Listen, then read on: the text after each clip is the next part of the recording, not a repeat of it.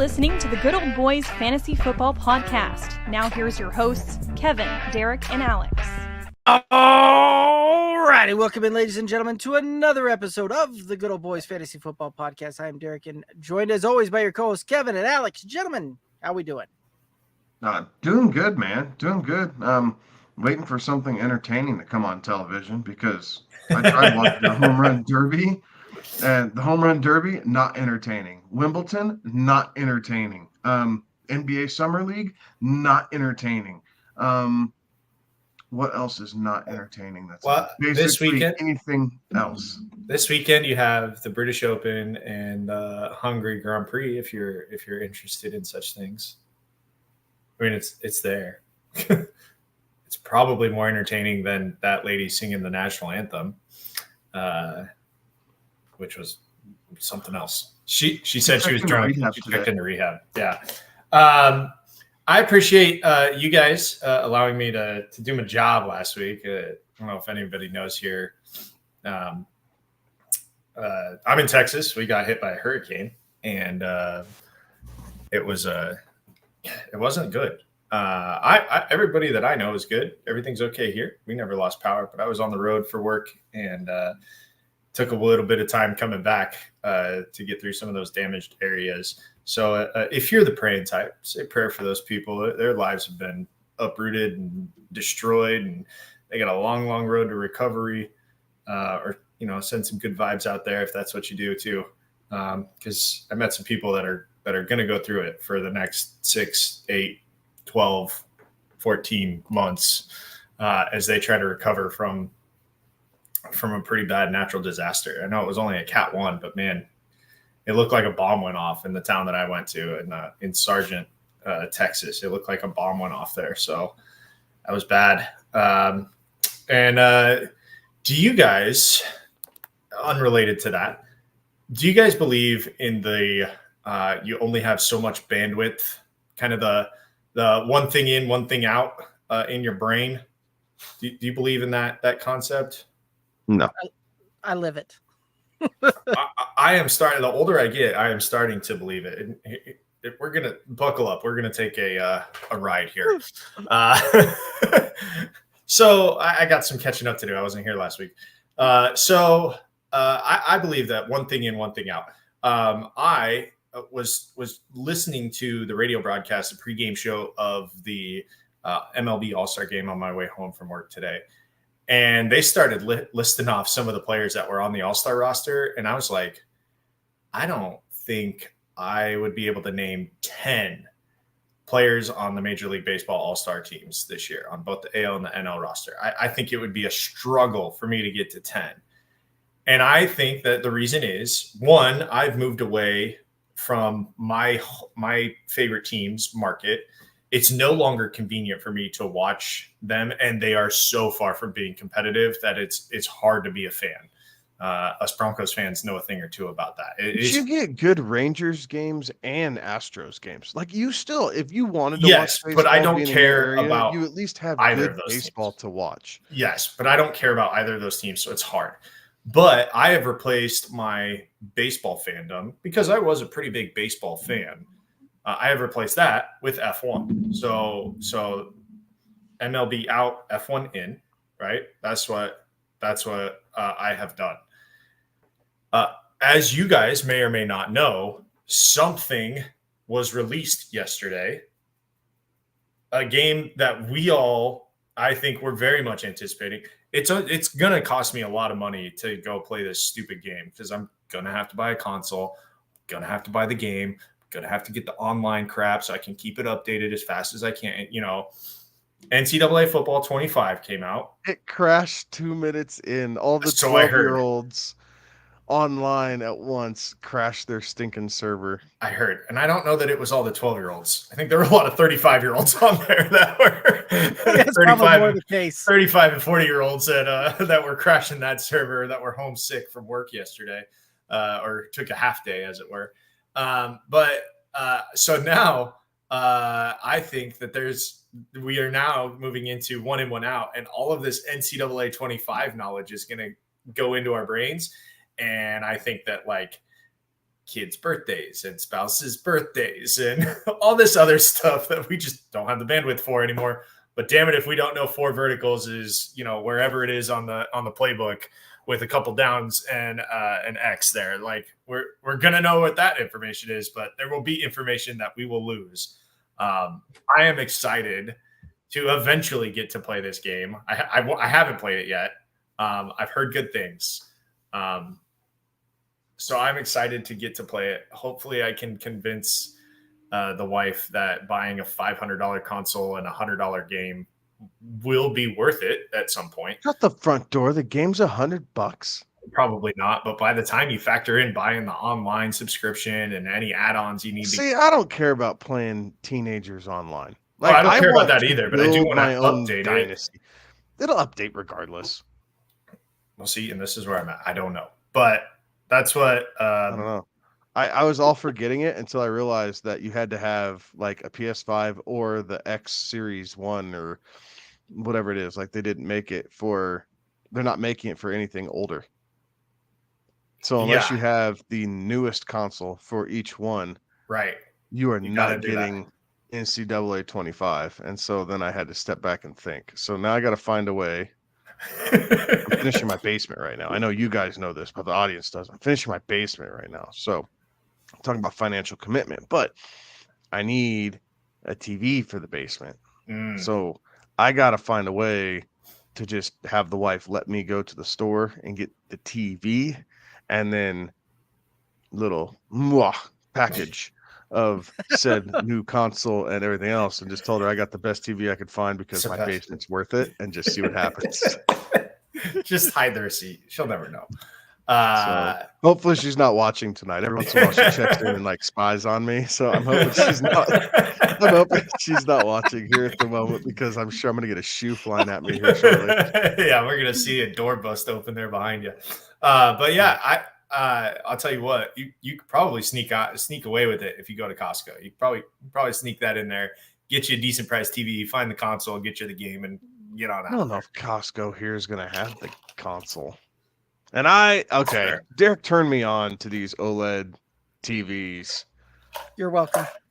Oh my gosh, dude. That was I've seen advice, sir. I love the one in my family room, and I plan on getting basically identical for the basement because I like that television so much. The picture is so awesome. It's super user friendly. Like my kids treat it like a wand because when you move the controller back and forth, the cursor pops up and like all of a sudden it'll fall off the couch because they're messing around. You see a cursor bounce up and down the screen. Like, okay, like quit knocking stuff off here. But in all seriousness, sage advice, Mr. Derek. I greatly appreciate the lean towards the television.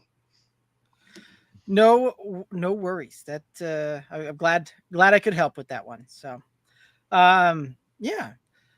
And by the way, with the baseball side of things, just make the season 54 games long. Like we've been through this.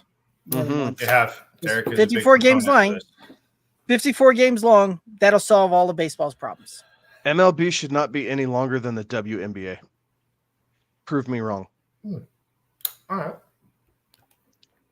I don't even know how long that WNBA season is, but Blink an eye because no one pays attention to it, just like baseball. Wow.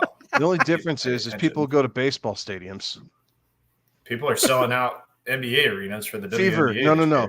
Fever. That's and it. Aces games in Las Vegas. Okay. Fair enough. It is growing in popularity. That you can't deny that. It is growing. Sure. But yes, there are. I don't know. I think more people are going to a WNBA game than Oakland A's games. Yes. But don't get me wrong. Like I understand these girls are athletes and they're extremely talented. Like I'm not taking away from their skill and their ability. I just if it's not, I find myself having a really hard time paying attention to any athletic event that's not hockey or football related. Yeah, I really do. It's not fast paced enough. There's not enough like violence. Like the game is too methodical for me. Like if it's not hockey or basketball, I struggle watching it these days. You think if there was a a team in your hometown and it was No. reasonably priced No. to take the family to, you wouldn't do it? No. Go to the baseball game? No, a WNBA game. Nope, wouldn't change it. I don't go to Colorado Eagles games. Right, which is reasonably priced. And they are reasonably priced, and they're in my hometown, and they're really good. And they are good. Right. Yeah. And that is hockey. And it is. Like, it checks all the boxes. Like, I have my tickets to the Broncos. And other than that, unless I can sit at a Georgia game, I have no interest in going to live sporting events. My couch and my television. Your OLED television? Well, and I'm the old, like, I'm getting into that old man get off my lawn thing. Like, I don't want to be around large crowds. Yeah. Right. I'm cool sitting down with a couple buddies and drinking a beer and talking about the game or whatever as the game's going on. Like, I'm fine with very small social gatherings. But as soon as you get over like 10 or 12 people, like, F this, I'm out. Like, I don't have the capacity for that anymore. I don't have the temperament for it. Like, I'm still an angry person. Now I'm just an angry old guy. Like, it's just kind of one of those things. So it's all good. And I know some people really like it, but no, I wouldn't go. Like, again, I don't go to Eagles games. I don't go down to Rockies games. It's the last time I went to a Nuggets game, work gave me floor seats. So I took the wife and we went to go watch a Nuggets game from the floor because that was an experience. I'd never done that before. Super cool, like, very much appreciated. But I'm not going down to a Nuggets game for the sake of going down on a Tuesday night to drag my ass into work Wednesday morning at 5:30 after I got home at 2, like, or 1, whatever it is. Like, I don't want to do that. Right. And so I looked it up, by the way, how long a WNBA season is. It's 40 games. So right. We're right in the ballpark there, right? Like 40 games. It runs apparently May 14th to September 19th. So they basically play twice a week. They play like twice a week. Yeah. Right? I'm pretty sure that you can fit 54 games inside that deal if you're playing baseball. All right, I'm in. Let's do this thing. And what a perfect thing to only play twice a week, because then your star players play more. Like, no one gives a flying leap about most people's third and definitely their fourth or fifth starter in the rotation, unless you're the LA Dodgers. No one cares who those guys are. So shorten the season, give them more days off. That way your ace can throw the rock. Like, you know who's fun to watch? Olivia Dune's boyfriend out in Pittsburgh. That dude can sling it, and he started the All-Star game tonight. Like, he's one of the 10 that I could probably name. I couldn't even give you his name. I know he went to LSU. Skeens. There you go, Paul. There you go. Like, kudos to you. Like, I know you're dating Olivia Dune. Like, that tells you where baseball ranks in my hierarchy of thinking. Like, don't worry, Kevin. It's like, he's a professional baseball player, and Olivia Dune still makes more money than he does. Yeah, she does. Like, don't worry, Kevin. SEC Media Days is underway there in Dallas, which means we are ever Georgia, closer. Oklahoma, Missouri, Tennessee, and I think there was one more. All went today. Yeah. Tomorrow we get Texas. Thursday is A&M. They didn't put Texas and Texas A&M on the same day. For shame. 16 teams in the SEC now. That's insane. It's a how many? There's no guarantee. What's in the Big Ten now? And there's 18? 16. It's 16 or 18 in the Big Ten now. Like, and realistically, if the SEC is going to add 2 more to go to 18, I'd be fine with that, because Clemson and FSU belong in the SEC. I wouldn't argue that. Like, they're historic. Like, some of these historic rivalries, like Florida State, Clemson and Georgia. Clemson and Georgia have played each other more than Georgia and Auburn have. Yeah. You start thinking of some of these older, like, SEC rivalries. Same thing with Georgia and Tennessee. Georgia's played Clemson far more than they've played Tennessee. Clemson and South Carolina to play a conference game. Yeah, because they already play each other every year, right? That's their last season. That's hate week right there. Like, you could absolutely do that. Clemson would fit right in, and I think Florida State would too. Like, it fits the recruiting dynamic. Like, not that conference needs clout, but it brings another big name into the conference. Like, if you're going to make it a super conference, you need to just add those 2 and be done. And if you don't want someone, tell Vanderbilt goodbye. Nah, you can't lose the Nashville market. That's too good of a market to lose. unfortunately. You have Tennessee. Yeah, like, but that's I get Knoxville. Listen, it's a state. I get that. If these teams can recruit Florida and get kids to come over from Florida into the Southeast, wherever it is, Georgia, Alabama, Florida, Tennessee, surely these teams can walk up into Nashville and saying, hey, come right down the road. You can come home on the weekends to see your parents. And, oh, by the way, we're actually good at this.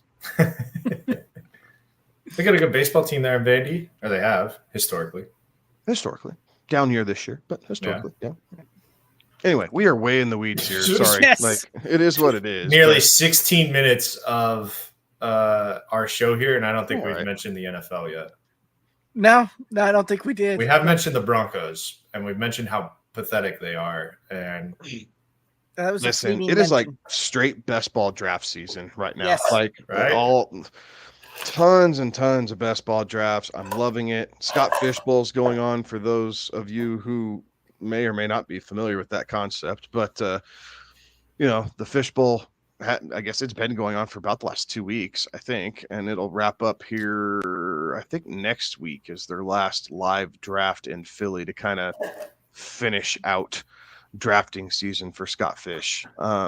So there's been a bunch of those going on. Like, it's just time. Like, these rankings are coming out at perfect times. You know, our thoughts on these guys of how they're ranked, at least. I know once we kind of get into it, we'll adjust and kind of do our own rankings. These were preset. We had to draw the line somewhere as we were talking about this. So they have definitely changed since, you know, we first set the lock, if you will, on how we were going to do this, so we weren't doubling up on players. But it's draft season, baby. Like, let's freaking go. So here's what we're gonna do. I like it so much. I'm gonna draft a team during the show. Derek, you want to jump on? You want to jump on? See if we can both get on the same one. Sure. Yeah, let's rock and roll it. Yeah, and for everybody out there that you know, Kevin, you mentioned the Scott Fish Bowl. For everybody out there that didn't get an invite to the main event, so to speak, there is Scott Fish Bowl. What's it called? There is the Scott Fish Bowl best ball satellite tournament. That's the word I was looking for. Scott Fish Bowl satellite tournament over on Underdog that you can hop in and rock and roll through. So yeah.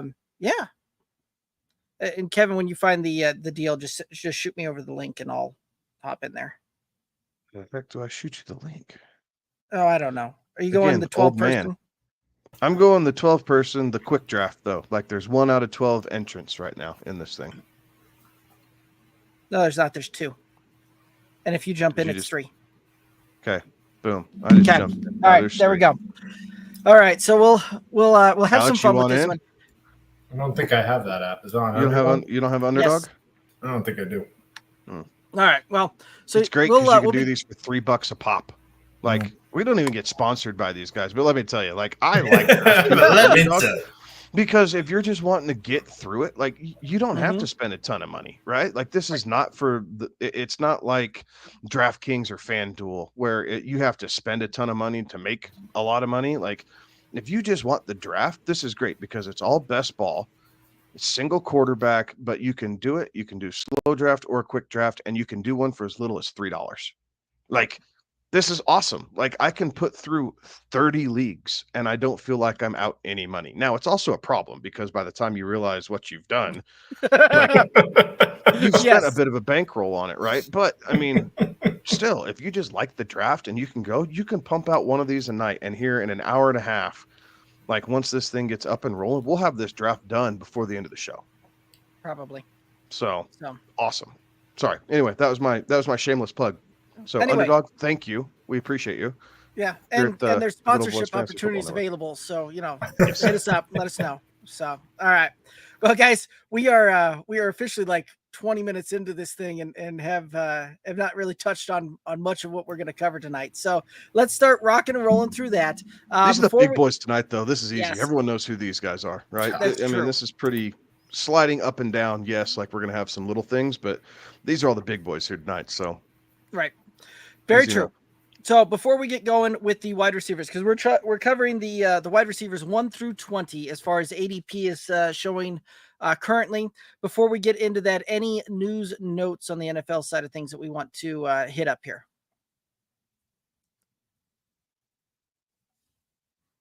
Caleb Williams signed his rookie contract.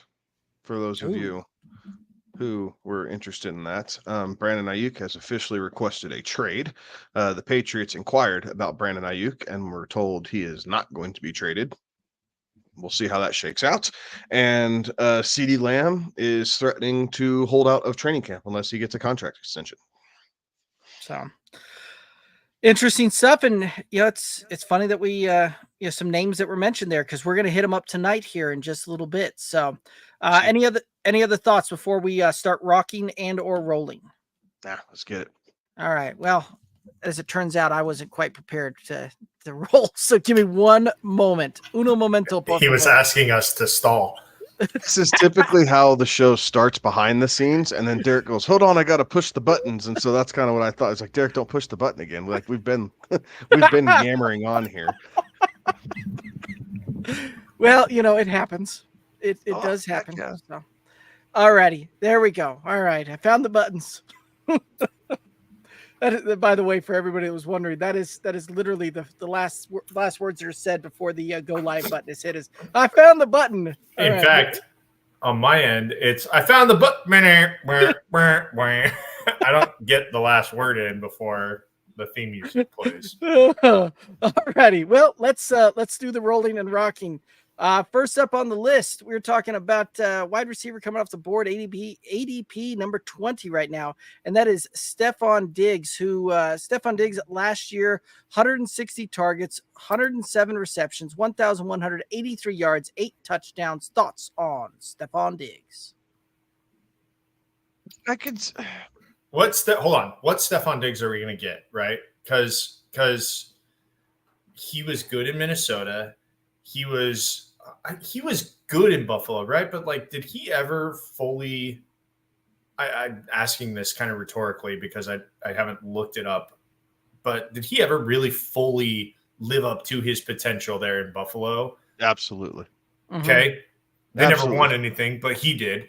And then now he moves to Houston, where like it appears that Stephon Diggs has an expiration date on the teams that he is on, correct? Like that, things didn't work out there in Minnesota. Sorry, my dog's crying at me. Things didn't work out there in Minnesota. So whatever it was, he got angry. There was a difference of opinion. He gets shipped to Buffalo. In Buffalo, he has a difference of opinion, either with management or with the quarterback.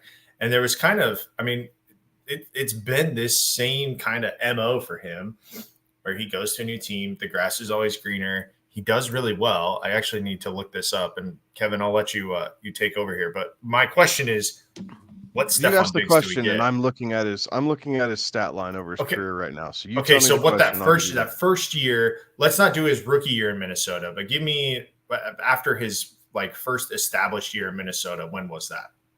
Either 17 or 18. Year okay, 17 or 18. Was, I'd tell you. It was 6. I'd tell you it was 16. Okay, I'll give you 16. Were just down. Okay. 112 targets, 84 catches, 900 yards, but just 3 touchdowns. Right. Okay, so that's what held him back. But he was wide receiver 38. So wide receiver 3. And then give me his last year in Minnesota. 160 targets, 107 receptions, just under 1,200 yards, and 8 touchdowns. Finishes wide receiver 10. The guy, right? Feels like he needs to be more of the guy. I was just saying, Kevin, I was seeing that last year Minnesota was 94 targets. Oh, Minnesota. Sorry, I looked at his last year in Buffalo. Sorry, last year Buffalo was the stat line we ran in Minnesota. 94 was for 63 out of 94 for 1,100 yards and 6 touchdowns. Finished as wide receiver 22. Okay, and then his last year in Buffalo, he's wide receiver 10. Wide receiver 10, 107 out of 160. So he got peppered, right? Just under 1,200 yards, 8 touchdowns. What first year in Buffalo? What was he? First year in Buffalo, he was wide receiver 3. Yeah, 127 on 166 for over 1,500 yards and 8 touchdowns. So is the iron going to be hot this year for him? His first year in Houston, right? So I think you're going to have a little bit of. I think you're going to have a little bit of touchdown regression. Like, I don't know that he's going to have 8 to 10 touchdowns in Houston. Like, I think he can get over 1,000 yards, but I do think his targets are going to go back down, right? Like, I think you're looking at somewhere in the 140 target range. So it's how efficient can he be with CJ Stroud? 140 targets, call it 103, 105 receptions. If he gets to 1,100 plus yards and 6 touchdowns, like, he's wide receiver 15 basically. So he's a value right now. Like, him and Nico could have basically identical stat lines and it wouldn't surprise anybody. Now, I have a love affair with Nico Collins because that rapport has been established. He was a guy that, I feel like I jumped on super early his rookie year and then really jumped on him last year before the craze kind of took over when the debate was him and Tank Dell. Like, I planted my flag on Nico and luckily it worked out. So we're going to talk about Nico later, but for Diggs specifically, I think both of these guys are well equipped to absolutely finish inside the top 20. So I at wide receiver 20, Diggs is at his floor, in my opinion. He will finish higher than that. Yeah, I can certainly see that. Right, 1 year rental, guys. They haven't extended him either. Yeah. So he's on a contract, right? It's a contract year. That's big. He got to change himself, and he is going for his last payday of his career. He is 30 years old. Yeah. He is going for a 3-year contract in this coming offseason. He wants a 3-year contract to get stinking paid by somebody to kind of live out the end of his, maybe not the end of his career, but the end of his prime career. Like, he's on the twilight of his prime, but he wants to end his prime part getting paid. This is his last shot. 1 year rental. He's looking for a 3-year deal after that. He has to ball out. He's going to be on his best behavior with CJ Stroud, knowing that he doesn't have to be the guy. He doesn't have to be the only guy. So and that's where he was so effective in Minnesota, right? 160 targets. Hell yeah. I mean, well, yeah, but Adam Thielen was a great complementary piece to him there in Minnesota. Right. And so, he was kind of missing that, I think, a little bit there in Buffalo, but not a little bit. They never had a number 2 behind him. The exercise is he's number 3. Right. But the exercise is, is he a value at ADP 20? Yes. I would agree with you, Kevin, that he is. Yeah, he is a value at ADP. You'll see a touchdown regression. You'll see a target regression. But again, 140 targets and 105 catches right at 1,100 yards, something. And maybe he's more. Maybe he gets 1,200 yards because he's not seeing all the double coverage. Like, you could see his yardage take a jump back up and see closer to 12 and a half or 1,300 yards. I just don't think he's going to get 8 touchdowns. I think you're going to be living somewhere in that 6 range, and if he gets to 8, that's icing on the cake. Right. Yeah, and I mean it's interesting, right? Like, you mentioned him and Nico Collins. Last year, those two were back to back. 9 and 10, similar as far as touchdowns went, similar as far as you're pretty close to each other in yardage to it. Nico Collins got it done with a whole lot less targets, though, right? Like, Nico Collins got it done with 109 targets versus 160. And so I think that there is some of that comes to play, that, these guys don't necessarily have to get these, just peppered with targets and get a ton of targets to do it. And you can see some better efficiencies through it, because there is some of this that there are teams are going to have to decide how they are going to really try and cover this. You've got 2 guys that can play on the outside, and then you got Tank Dell as well that can certainly open things up. So I like Stephon Diggs, and Alex, to your point, I do think that we are looking at floor. Any other thoughts on Stephon Diggs? Stamp of approval. Good old boy stamp of approval. There we go. We need a sound effect. That's what we should have been doing, Derek. Like, we need a sound effect, whether they have our stamp of approval or whether we say pass. Okay. We'll work on that for Alex and is next season. feverishly looking at his computer, trying to see if he can make something work for us. Right. All righty. All right, let's go ahead and hit up the next guy here, and that is DJ Moore. And DJ Moore last year, first year in Chicago, 136 targets, 96 receptions, 1,364 yards, and 8 touchdowns. Thoughts on DJ Moore? I think with DJ Moore, you're getting fair value. Like, I do not really see him being above wide receiver 15 in any case here in Chicago. I don't see him falling necessarily below wide receiver 22 or 23. So coming there off the board at 19 is kind of right in the middle, right? Between those two. So I think you're getting fair and adequate value for DJ Moore. The touchdowns, I think, are going to be hard to come by with Caleb Williams. Like, I'm not seeing a way where Caleb Williams lights up the scoreboard and has 28 plus touchdowns in his rookie year. I do not believe that's going to happen. So it's going to be tough for him and Keenan Allen and Rome. Yeah, Dunze. So I think 19 is adequate. I'm neither in love with it nor completely against it. Yeah, it feels like rookie quarterbacks scare the ever living out of me with with wide receivers. Just because it is such a different league. And for Caleb Williams, this is the first new offense he's had to learn since high school, right? Like he was Lincoln Riley's guy in Oklahoma, Lincoln Riley's guy at USC. Now he's got to learn a new concepts, new offense, new language. That I don't know how good his learning curve is, right? Like that's something. Maybe it's great. Maybe the guy knows what he's doing, but it is another thing that is a challenge for him. And look, I think we were screaming, Rome, Dunze is going to have a great, he was being incredibly undervalued when we were talking about him. I think you're right, Kevin. I feel like this is about his ceiling. At 19, like, it just is about his ceiling. There's just not enough love to go around for all of those guys. Caleb Williams could be, the second coming, but it's hard to believe that in Chicago, with all of those mouths to feed, with a DeAndre Swift still, in the backfield there, and a Roshan Johnson.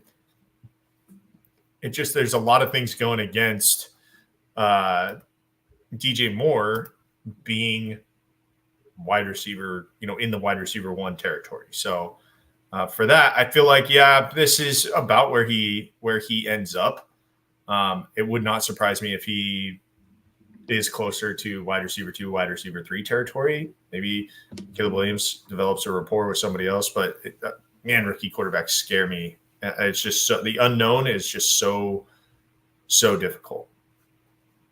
No, I can certainly get that. Like, there's DJ Moore coming off his best season as a professional, right? Like, we just saw his career year this last year, where he had the most yards, most touchdowns, highest fantasy finish out there. But even before that, with really bad quarterback play in a lot of those seasons, prior to this last year, he was still in a middling wide receiver 2 type of range. So I do think that this is one of those that there's maybe not the upside on this one, but you're certainly kind of drafting him more so at his floor because the talent is certainly there. So that being said, right, like, there is a lot of regression that I do see coming, because of the fact that, last year when he finished as wide receiver 6 overall, you're talking about he was a top 10 in the league for target share at 29%. Adding Keenan Allen, adding Rome Odunze, like, I don't see that type of target share handling. So we're going to see a regression there. That connection that he had with Justin Fields was real. And so it will be how much of that can be replicated, how much of that chemistry can be built with Caleb Williams. It does put me a little bit off edge on that one, just a little bit. But when you're talking about, if he slides into the third round, fourth round type of thing, I don't have a problem taking him kind of right there at that 3-4 turn. Hey, one more note about Chicago. They play all of their division games week 11 and later.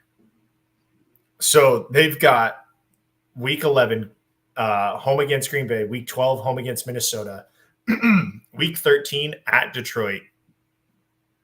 And so they play all of their those. That's their first round of division games. And you're going to split that up at San Francisco against the Niners. And then you've got at Minnesota, home against Detroit, and then championship week is typically week 17, is home against home against Seattle. So man, that's a brutal end of the schedule there. So beware that schedule for Chicago players just ramps up. What may look good early on in the season may not be as we flip to the back third. Fair enough. Any other thoughts on DJ Moore? No, sir. All right.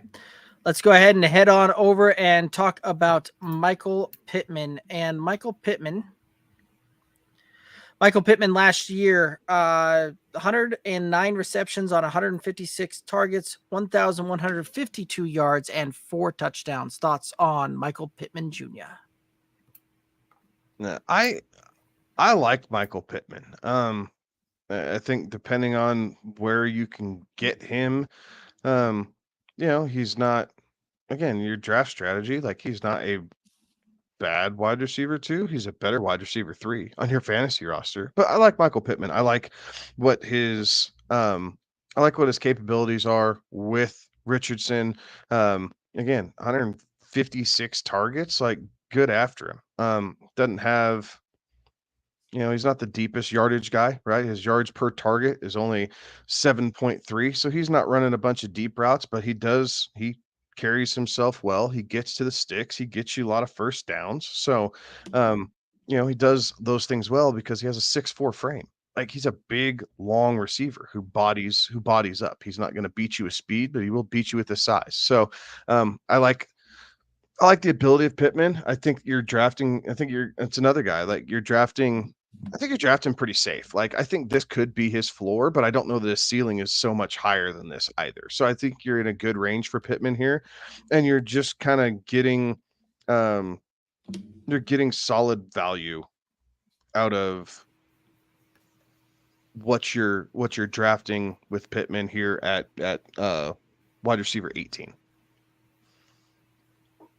I'll agree to that. And I think that, there is a little bit of the unknown with we saw it a little bit with Richardson last year, right before the injury.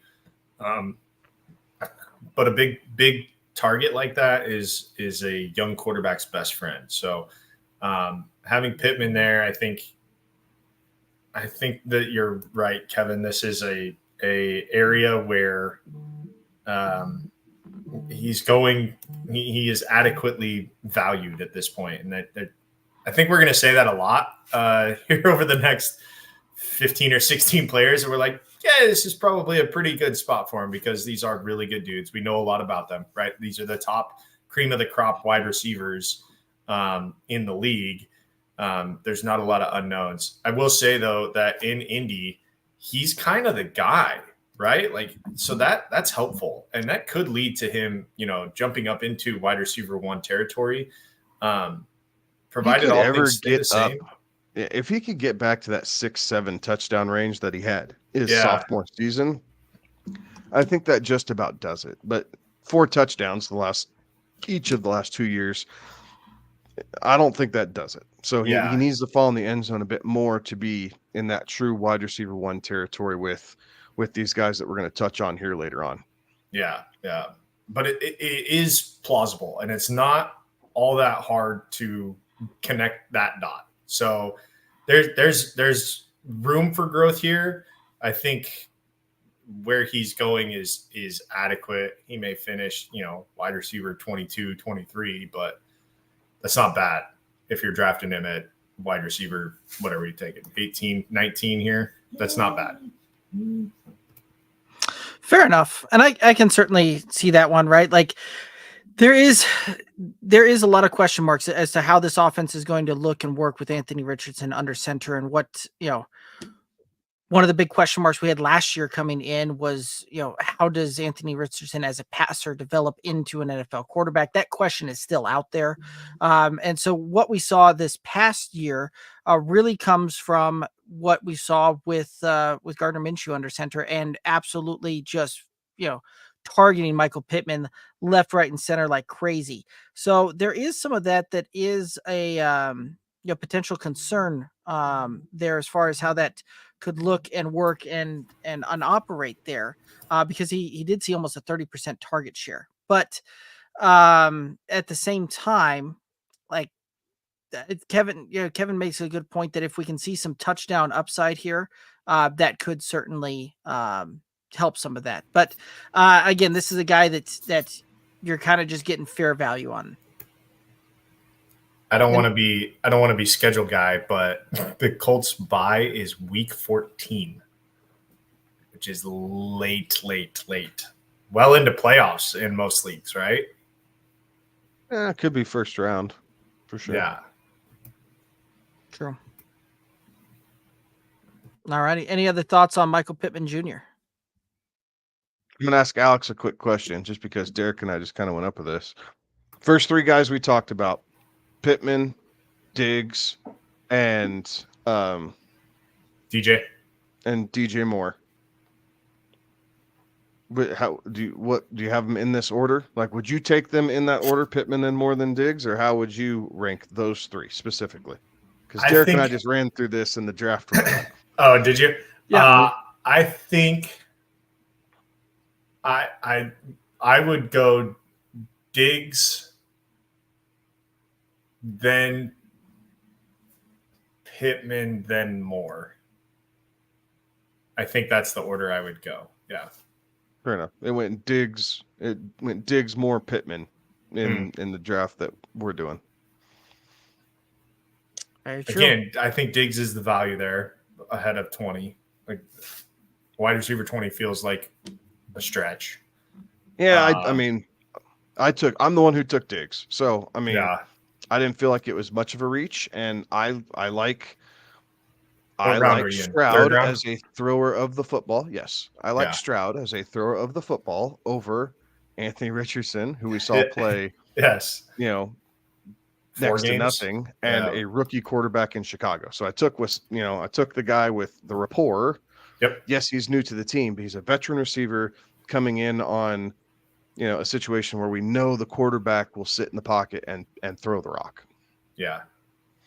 I think that's the safest. I think Diggs is the safest play, and I also think he's the highest ceiling of those three. So no brainer for me. Fair enough. All righty. Any other thoughts on Michael Pittman? No. Thank you, Michael Pittman. Moving on to Michael Evans.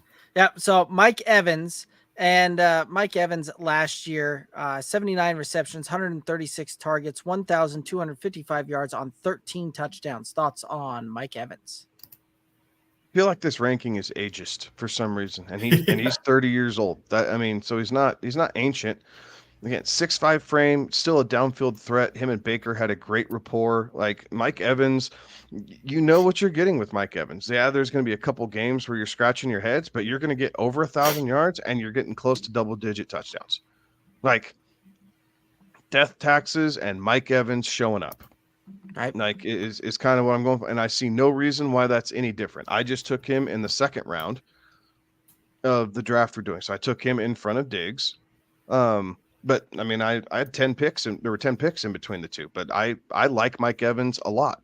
Tampa Bay is going to have to move the football to keep up in that division, and Mike Evans is going to be a big reason why. So I'm taking the touchdown upside.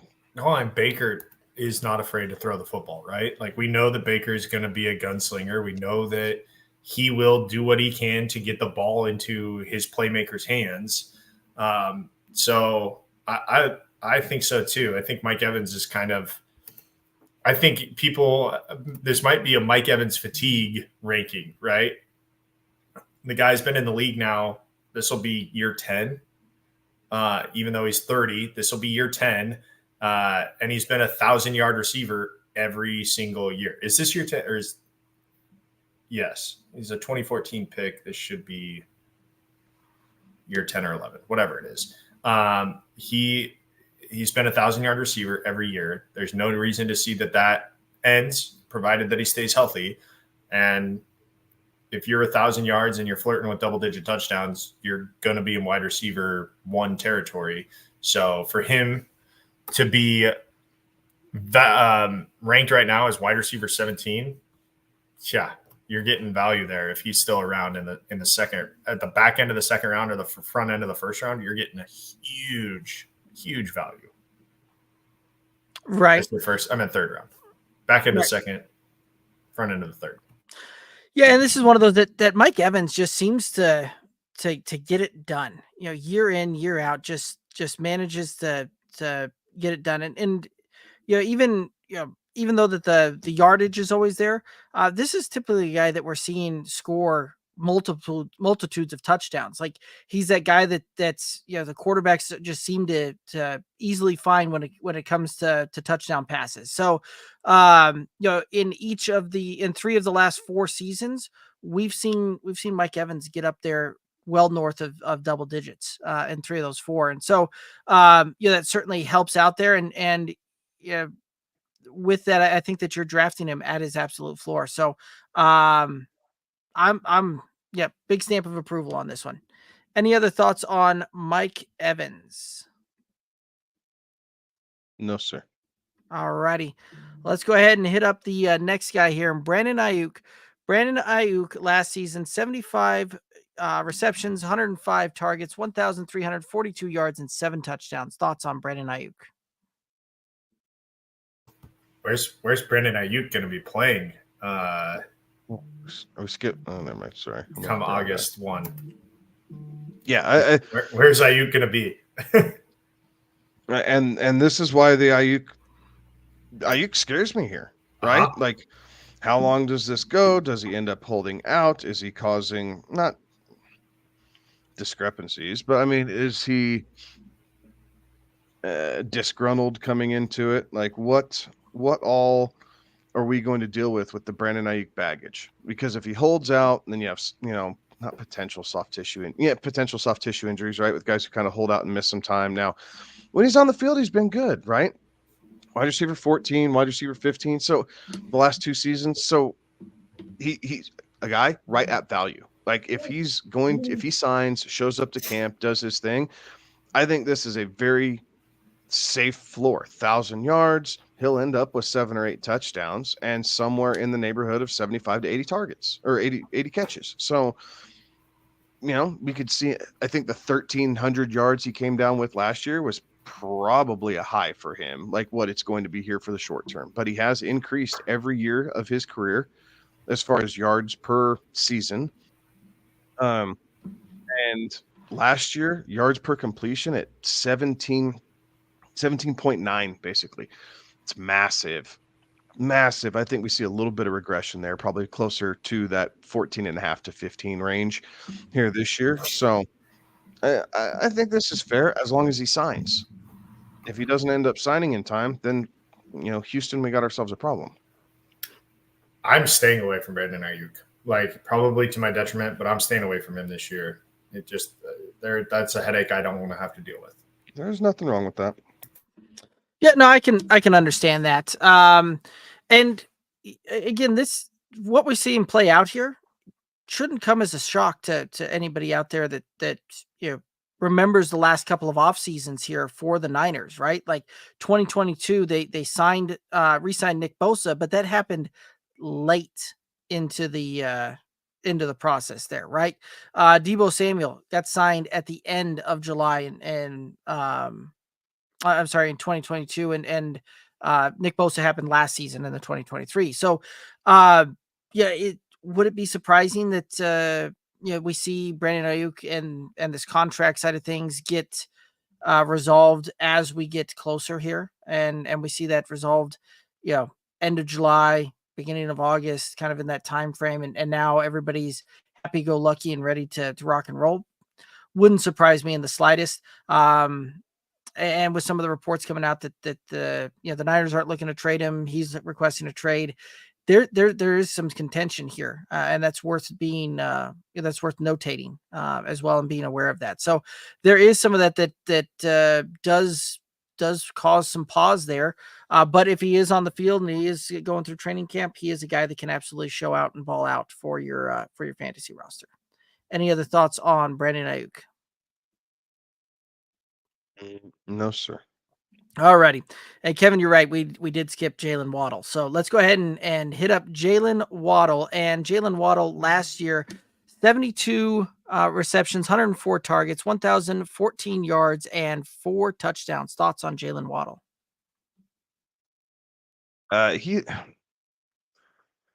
Jalen Waddle's tough, right? Like, had a pretty solid rookie year, definitely improved upon it. His sophomore season went from wide receiver 17 to wide receiver 7, and then kind of really came crashing back down to earth last year. Now, couple missed games in that, right? He missed 3 games last season, but he had a couple just stinkers too. Like, he never had that blow up performance.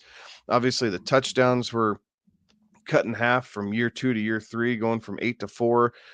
Still got over 1,000 yards, but it never quite seemed to click as well with him and Tua, even with Tyreek kind of slowing down the stretch, having that nagging injury and everything else. So Waddle's a guy I'm probably passing on Waddle to go in the Mike Evans, DJ Moore route. Like, I mean, DJ Moore, Michael Pittman, right? Those guys, I'm probably taking those guys over Jalen Waddle. So if we were re-ranking this list, I would put him at the bottom of this list of guys that we're covering tonight, and then work my way up from him personally. Now, the explosion is there. The big play capability is there. Yes, he's young.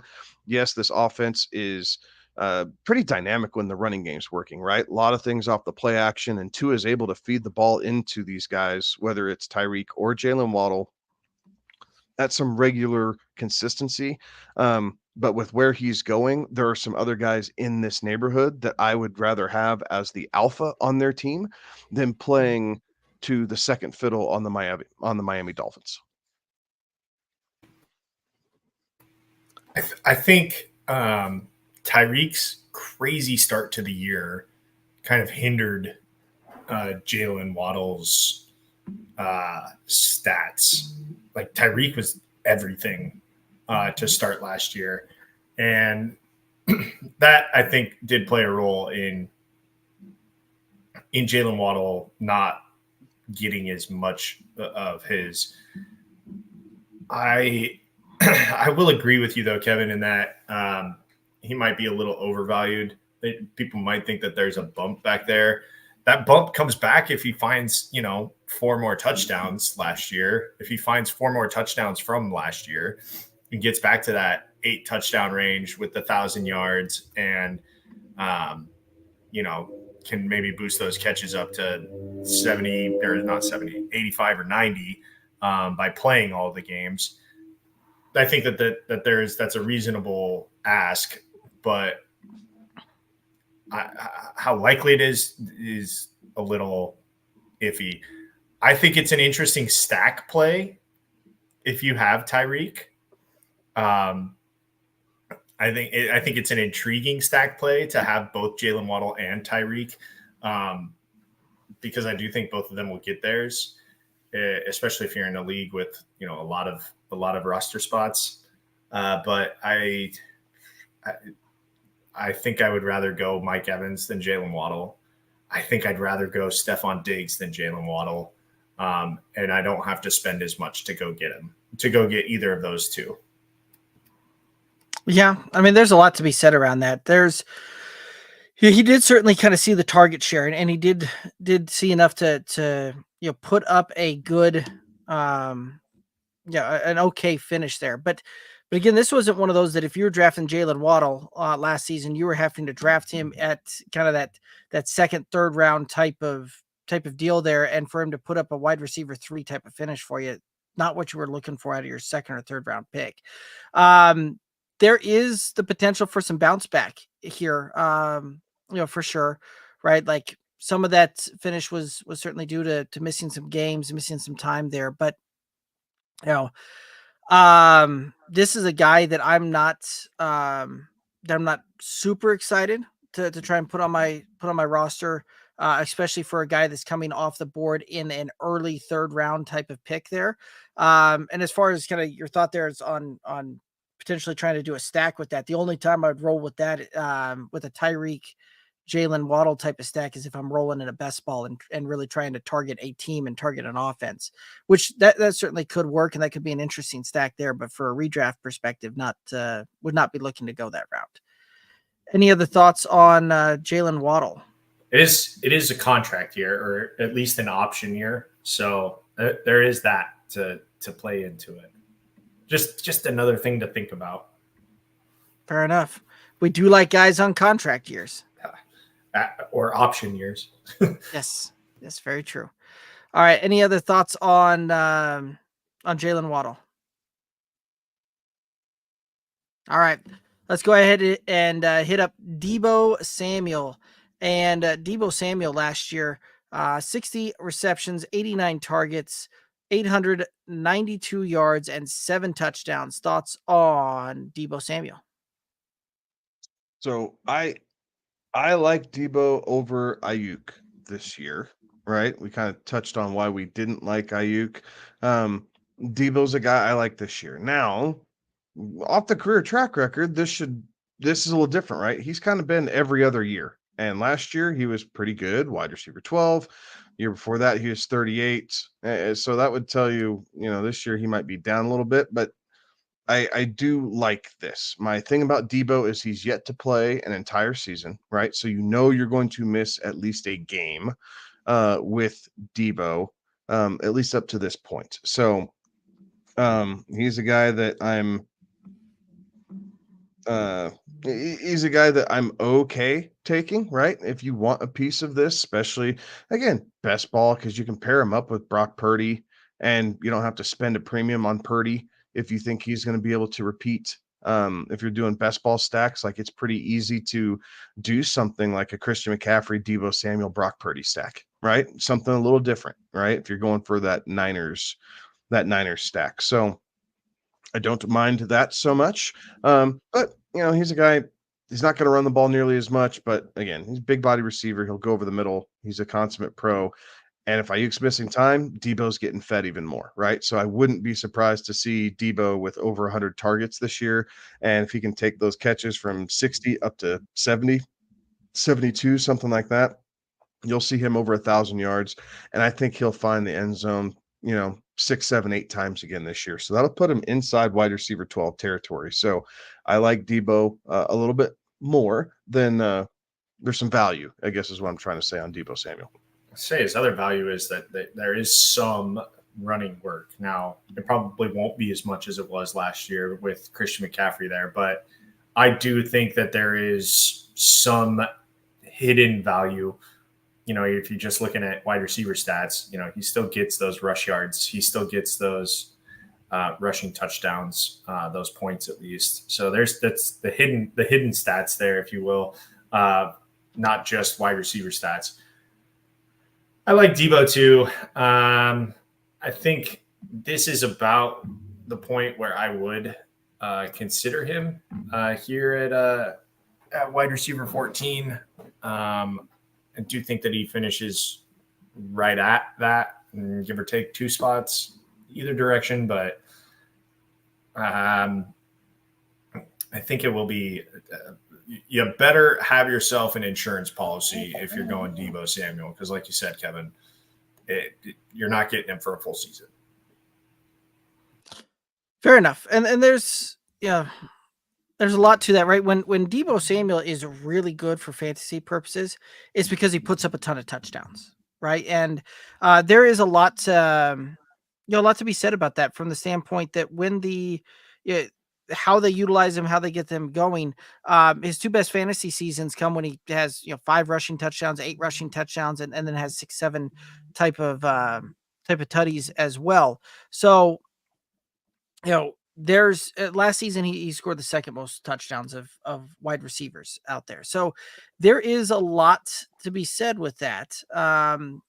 But just kind of the way things are shaping up, I would agree that Deebo Samuel is a piece of the Niners offense that I would want outside of Christian McCaffrey. And I certainly wouldn't have a problem pulling the trigger. Should he be on the board when it comes that time?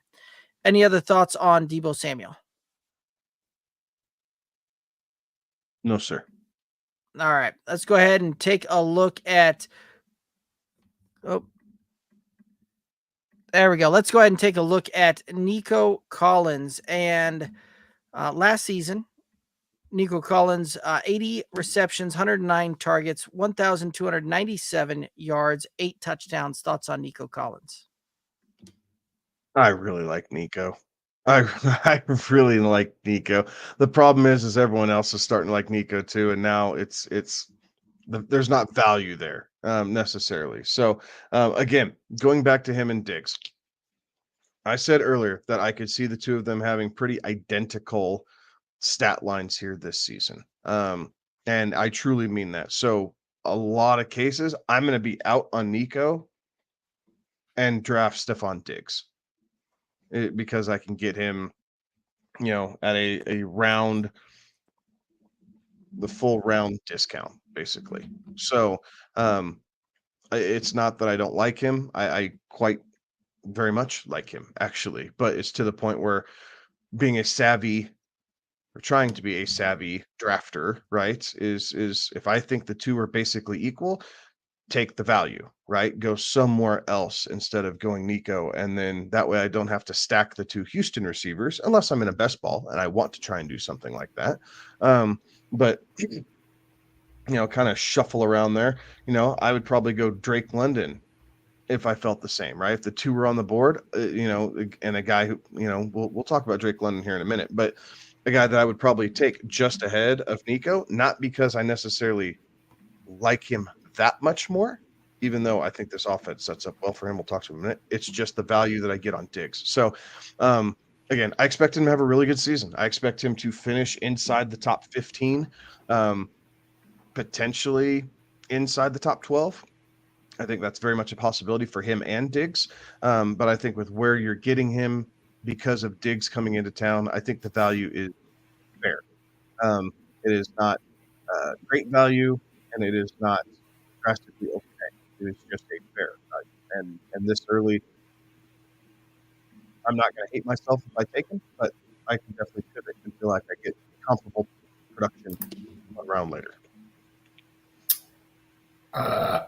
Yeah. Excuse me. Damn. I'm with you there. I think you go one or the other. And when it comes to Collins or Diggs, and I think if you want the value, you go Diggs. If you want your guy, go your guy. But just know that you're going to have to pivot probably round 4 when Diggs is up there. I like the rapport a little bit more. He's intriguing enough to me. I'm not sure that I want a Stephon Diggs on my team this year. So if I am going to go receiver here at the back half of the second round, I'd probably go Nico instead of Drake London is very interesting with who's playing quarterback down there in Atlanta now. So I think I like Nico mainly because I like CJ Stroud throwing to him. Fair enough. And this is one of those that I feel like you're probably drafting Nico almost at ceiling type of play there, right? Like I don't see him being able to drastically outperform this thing. We might see him creep up to wide receiver 10 on the season, but more likely I do think that we see him kind of finishes that fringe wide receiver 1 when it's all said and done, right? Like There's certainly some really good efficiencies. We saw Nico Collins really kind of step up and show what he could do when it came to yards after the catch last season. Really did a good job on with that breakout season there. But they did bring in Stephon Diggs. I do think that could impact the target share here a little bit. And at that point, you're hoping more on efficiencies than volume play at that point. And when I'm drafting a wide receiver in this territory, I want to be looking more at a volume play than necessarily an efficiency play. So I don't know that I'm going to get a whole lot of Nico Collins on my roster. Love the player, just not necessarily loving the draft position where he's coming off the board. Any other thoughts here on Nico Collins? No. All right, let's go ahead and hit up Drake London. And Drake London last year, 69 receptions, 110 targets, 905 yards, and 2 touchdowns. Thoughts on Drake London? Drake London is essentially going to play the Cooper Kupp role in Atlanta's version of Sean McVay's offense. I like it a lot. So he's a guy, I think he's going to outperform this. Coming off the board at wide receiver 13, would not be surprised to see him finish, wide receiver 9, wide receiver 8, something like that. Kind of. So I do think you're getting some value here on Drake London. I think he is set to explode. And what they did, Kirk Cousins, this offense isn't that dissimilar from what Minnesota was doing, right? There's all branches of this, right? So a mix between Cooper Kupp's role and Justin Jefferson's role. I will take that for volume and production, right? And I think London has the ability to do that. So he's a guy that I like a lot. I expect him to have, to this point, a career year. I think you're seeing his touchdown shoot way up. I wouldn't be surprised if we saw him with at least 8 touchdowns and 1,400 yards. It's just a matter of how many grabs he comes down with it, right? Does he get peppered with 150 targets? Comes down with 90, 96 catches, something like that, 105 catches on the high side. Like, it's a big year for a guy who you're getting value coming off at wide receiver 12. I like it a lot. And I like the fact that in most cases, you can make this stack happen with Bijan. In most cases. It doesn't happen all the time. But that's a sexy stack to start at best ball. Bijan round 1, Drake London round 2, and now you don't have to worry about your quarterback until way late. Say way late, round, what is that? 11, 12, 11, 13, depending on how your best ball format is. I can do that to complete the stack, and then you're just filling in your roster around it. You got to love that because this Atlanta offense is going to put up some points this year. Yeah, they are. And there's really nobody else. I mean, there is Kyle Pitts, Darnell Mooney, Rondale Moore. Those are all serviceable, right? But man, he's going to be the dude, and there's going to be enough attention on the run game that it's going to open up some things. And Cousins, man, he just knows how to feed receivers. There's the one thing that he's been really good at over the last 4 or 5 years. It has just been able to support receivers and get them theirs. Cousins makes wide receiver ones happen, right? He did it with Stephon Diggs. He did it with Justin Jefferson. I don't want to say it, but I might. I'm leaning that direction where Drake London could be that sneaky wide receiver 1 overall this year if everything goes his way. Just because that's impressive. It's a bold statement, but it's not out of the question, right? Given what we know about Kirk Cousins, if Kirk Cousins is fully healthy again, given what we know about this offense and how if Bijan stays healthy, if Kyle Pitts becomes an option, right, to take some heat off of Drake London. If Darnell Mooney can be serviceable, like it's easy. The path is there. The path is there, and it's not all that hard to see. So in that case, I think you're getting great value. wherever you're taking him, wherever you're taking Drake London, you're getting great value.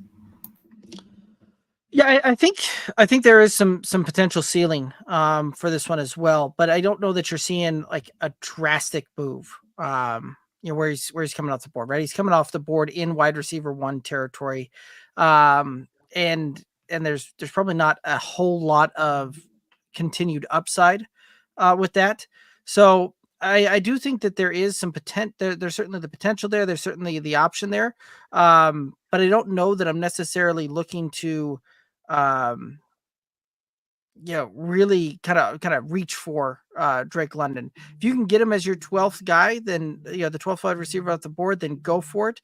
But if not, there is enough hesitation there to that, right? And some of that has to do with the fact that everybody else is predicting the breakout there because the path is there because of all of these factors lining up. But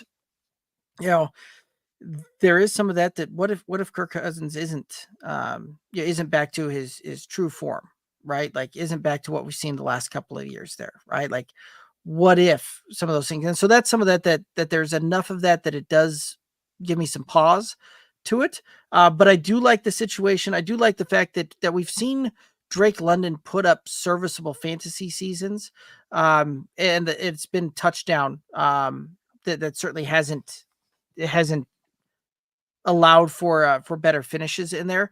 But I am excited by the fact that we do see a version of the McVay offense here as well, right? Like Zach Robinson coming over from the Rams and certainly out of that coaching tree. So a lot of things that scream breakout here.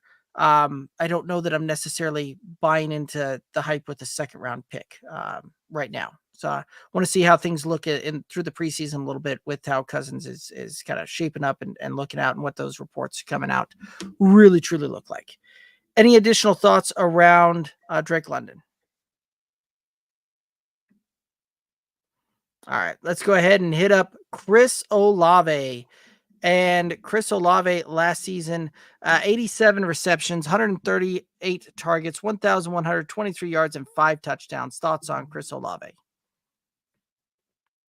Olave's a guy you just want the efficiency to tick up a little bit. Now, part of that's Derek Carr, right? It's not necessarily what Chris Olave was doing. It took a minute for Olave and Carr to get on the same page, but you saw an increase in targets, catches, yards, and touchdowns from year 1 to year 2. So all that, damn you, Derek. All that is a. Hold on. We'll go back to your thought. What did he snipe? I drafted Kincaid early in our best ball league, and I was slow playing my second tight end, thinking I'll get Hawkinson late. And Derek, I had Hawkinson queued up, and Derek grabbed him right in front of me because no matter what the two of us do, we draft by each other all the freaking time. Yeah. And by the way, you have sniped me in this one more than once already. So the Jacoby Myers one stands out a little bit there. Oh yeah, I like that one too. I was like, I like Myers right here. All right, sorry. Back to Chris Olave. Anyway, back to Chris Olave. I like what his ability is in that New Orleans offense, but I don't know that I trust him at wide receiver number 11. Like I think you're drafting him at his ceiling in what this New Orleans offense is. So Olave scares me a little bit in this position. I would definitely take London and Nico and potentially Debo over Chris Olave. So shifting of rankings. Now, never mind. We'll get to that later. So again, it's not that I don't like the guy. I really like the talent. Like I like what he's able to do. I like that he's the alpha there in New Orleans. And really there's not a very clear cut second there on the depth chart. 80 A.T. Perry, which some people think could be a deal, and Rashid Shaheen, who a lot of people like, especially in best ball formats because of his deep play threat. But as far as week in and week out volume, Chris Olave does command a bunch of attention from Derek Carr. But again, I think at wide receiver 11, I think that's pretty much his ceiling. So I'm probably going to fade him just a little bit because I like a couple guys right after him a touch more. But if he happens to slide a little bit, and that's where I'm at, Chris Olave is your number 2 wide receiver is not a bad deal, but I would not like him as my number 1 wide receiver.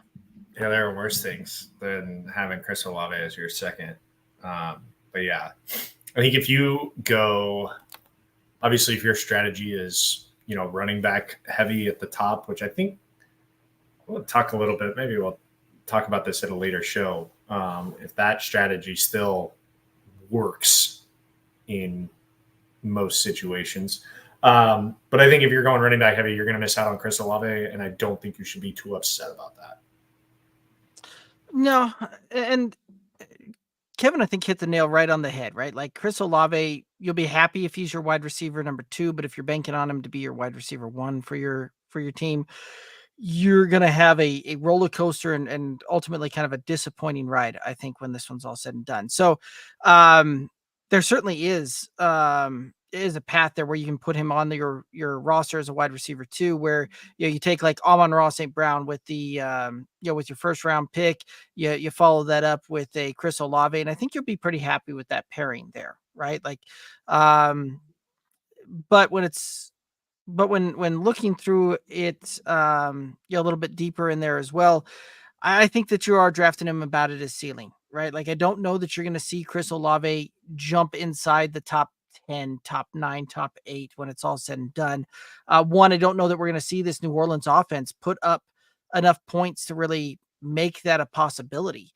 So I do think that the touchdown upside is limited. I do think that the Derek Carr at times looked allergic to throwing the ball downfield to Chris Olave.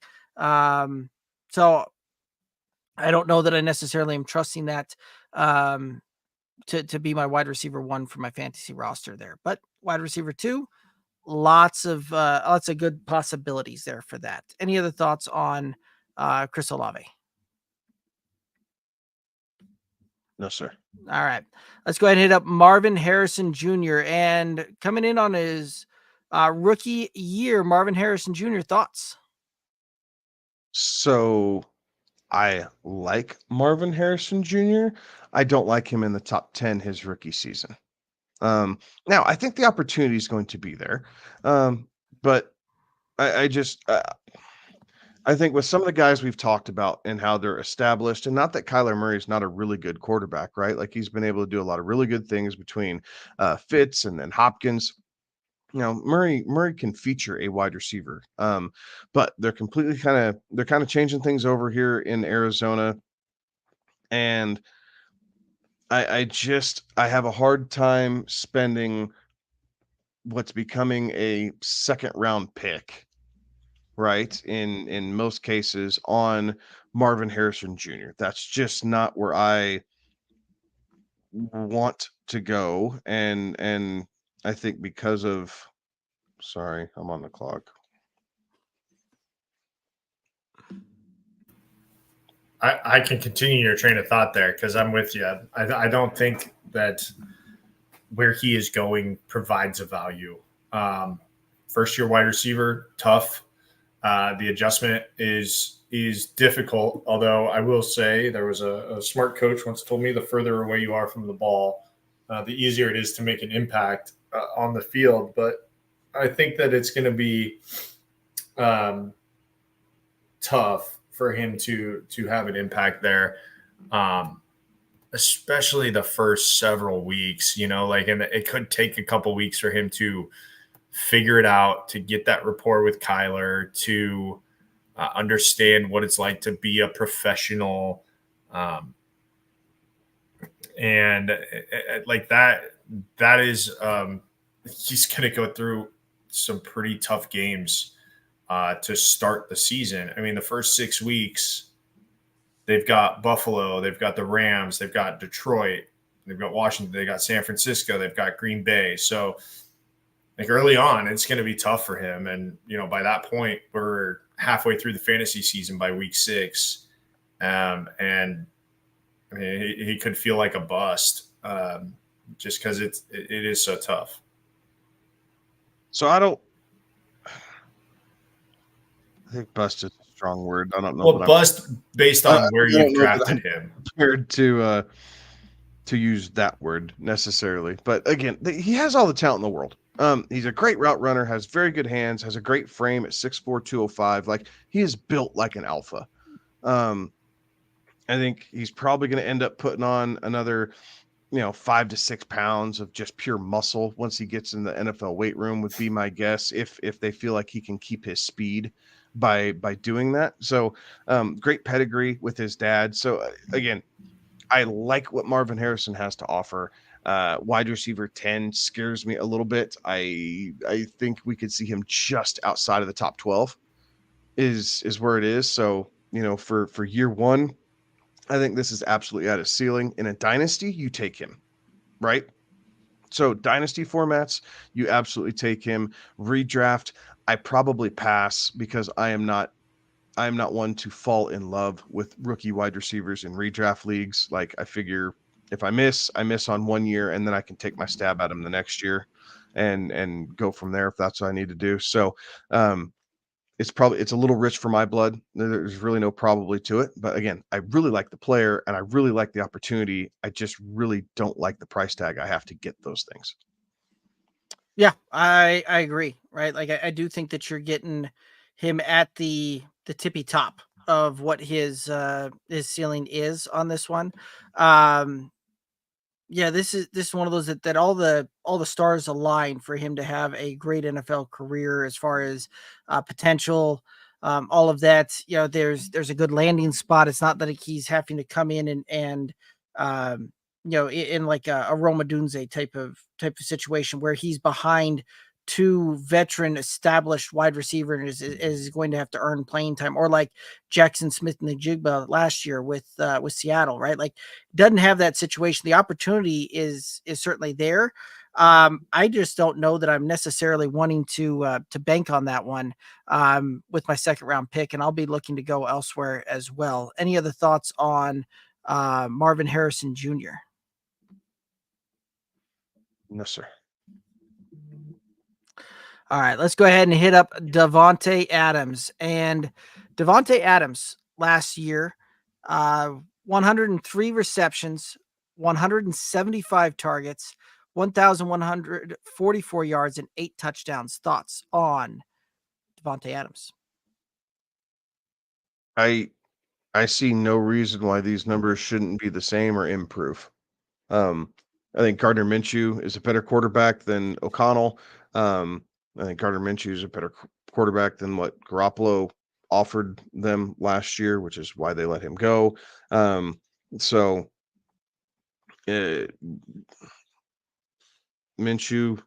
has been put in some pretty interesting situations, and he's been able to feed his number one receivers.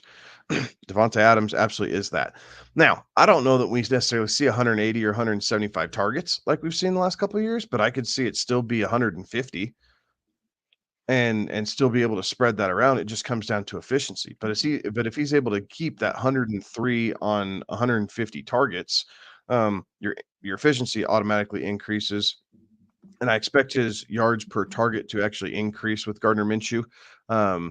Yes, the Raiders' offense is generally the same, but Minshew does like to push the ball down the field. He'll take some gambles there. So I like what Davante has to offer, and he is a beast in the red zone. His hands are like no other. And so he is absolutely a red zone threat. So I think his touchdowns are going to continue to stay elevated, and we could see some good things out of him. Yeah, it's hard to see him doing worse than he did last year. And forgive me, Derek, when did he finish last year? Wide receiver 11. Yeah. Finished wide receiver 11. Mm-hmm. So, I mean, right in this area, 9, 10, 11. That's all kind of, I think that's all kind of the same. So it's hard to see him doing worse. It's easy to see him doing better because Minshew, if he gets a full season of Gardner Minshew, that's better than a half season of Jimmy Garoppolo and AOC and whoever else the Raiders threw at quarterback, last year. He overcame all that and still finished wide receiver 11. So consistency at quarterback, I think, brings him up. I think this is an easy pick that if he is available, you're at the back end of the first round, top of the second, and you're going receiver, like Davante Adams is a no-brainer. Yeah, I concur. Right, like Davante Adams is on the board, and I'm on. If I'm on the board and Davante Adams is there, I really don't have a problem smashing yes and moving on. Right, like it would take somebody else that's drastically slipped for me to kind of look the other way. Because again, I feel like you're drafting him at his floor. Right. One of the things that you're looking for is volume. Davante Adams is kind of volume embodied when it comes to fantasy production and fantasy wide receiver. So I have absolutely no problem drafting Davante Adams this year and saying yes, let's rock and roll. Any other thoughts on Davante Adams?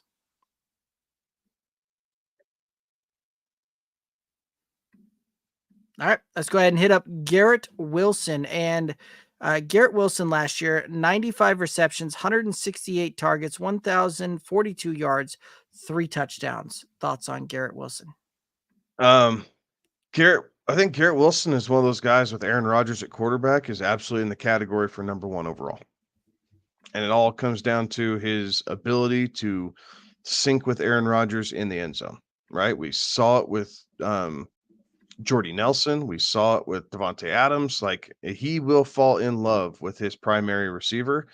So if him and Garrett Wilson can get on the same page, I think you see a massive uptick in efficiencies, right? You could keep the same 168 targets. I think that's well within the scope, but I think you're looking at somewhere around 115 catches instead of 95, and you're probably looking at closer to 1,400 yards and 8 touchdowns. So is that enough for wide receiver 1?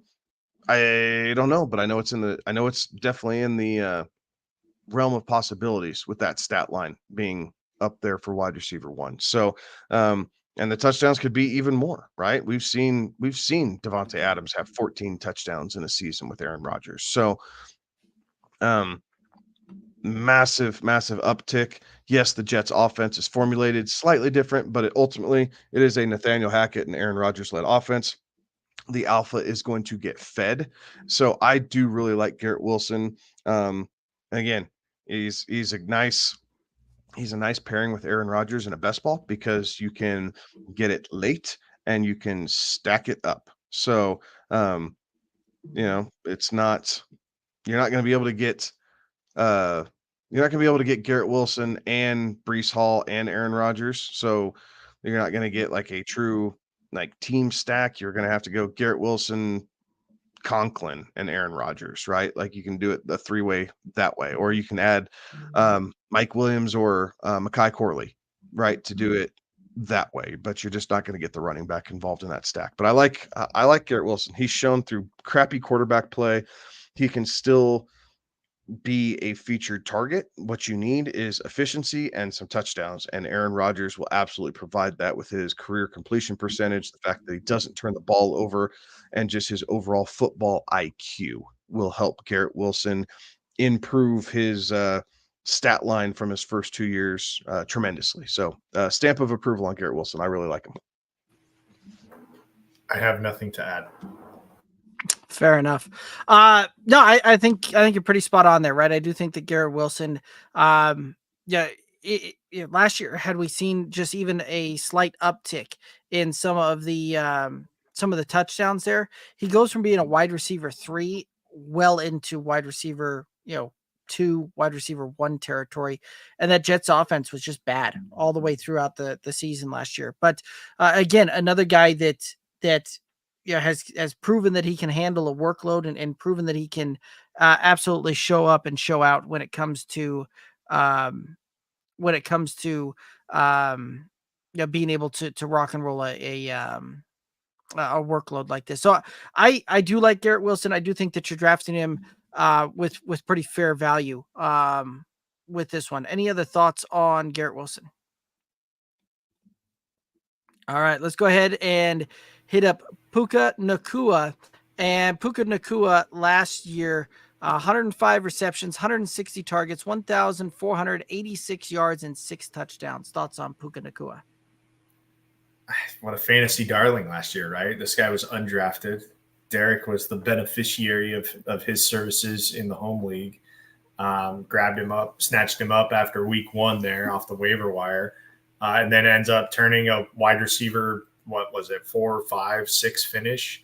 And just dominated. And in part, he did that because of the injury to Cooper Kupp, right? Like he became the target because Kupp was not available. And so now that Kupp is back in the fold, and who knows how effective Kupp will be back in the fold, I don't think we see the same output from Puka Nacua again this year. I think if you are drafting Puka Nacua where he's going here at 10 overall, I think you are going to be sorely disappointed. I do not think that he returns value because there will be a regression. But like there's no way he matches or exceeds last year's stats. So this is very much a buyer beware. Please do not rest on what he did for you last year when considering what he can do for you this year. I don't see it happening. I don't know that I have a whole lot to add. I don't love Puka here. If I'm taking a Rams receiver, I might wait and get Cooper Kupp, who's sitting outside the top 20, right? And be able to do that. Because I do think Cooper Kupp is still the premier wide receiver in this Rams offense. Or yes, Cooper Kupp is still the premier wide receiver in this Rams offense. Now, Puka's going to get his. And I think Puka finishes inside the top 15. He absolutely deserves to be on this list. But I think Cooper Kupp could absolutely elevate himself to being on this list and possibly even a bit higher. I don't think you see Puka get close to 1,500 yards. I think you're going to be sitting around that 1,200 yard range for Puka Nacua. Even if it's on the same reception total, I think you're going to see his yards per completion come down a little bit in just how this works. And I also don't think you're going to see 160 targets. So maybe you don't see over 100 receptions, right? If you're dropping back down because Kupp's not available and you're dropping to 130, 125 targets, something like that, maybe you're only looking at 85 catches. Maybe 90 catches, something like that if the efficiencies go up. But Puka's going to have to 6 touchdowns was a solid season as far as the touchdowns went, but I think he's going to have to see 8 or more to make up for the yardage difference that you're going to see and have it pay dividends with where you're drafting him in fantasy aspects. I would much rather have Garrett Wilson than Puka Nacua because I think the potential of Garrett Wilson finishing number 1 overall is far greater than Puka's. But at the same time, I'd take Puka over Marvin Harrison Jr. Right, another guy that we just talked about. So it doesn't fit what I'm necessarily trying to do there because I do think we're not giving enough credit to Cooper Kupp being healthy, and I know he's had some injury history here as of late, but when he's on the field, he is Matthew Stafford's security blanket. And Puka had made some big strides in doing that last year within McVay's offense. And we've seen McVay's offense, be able to support 2 wide receivers before.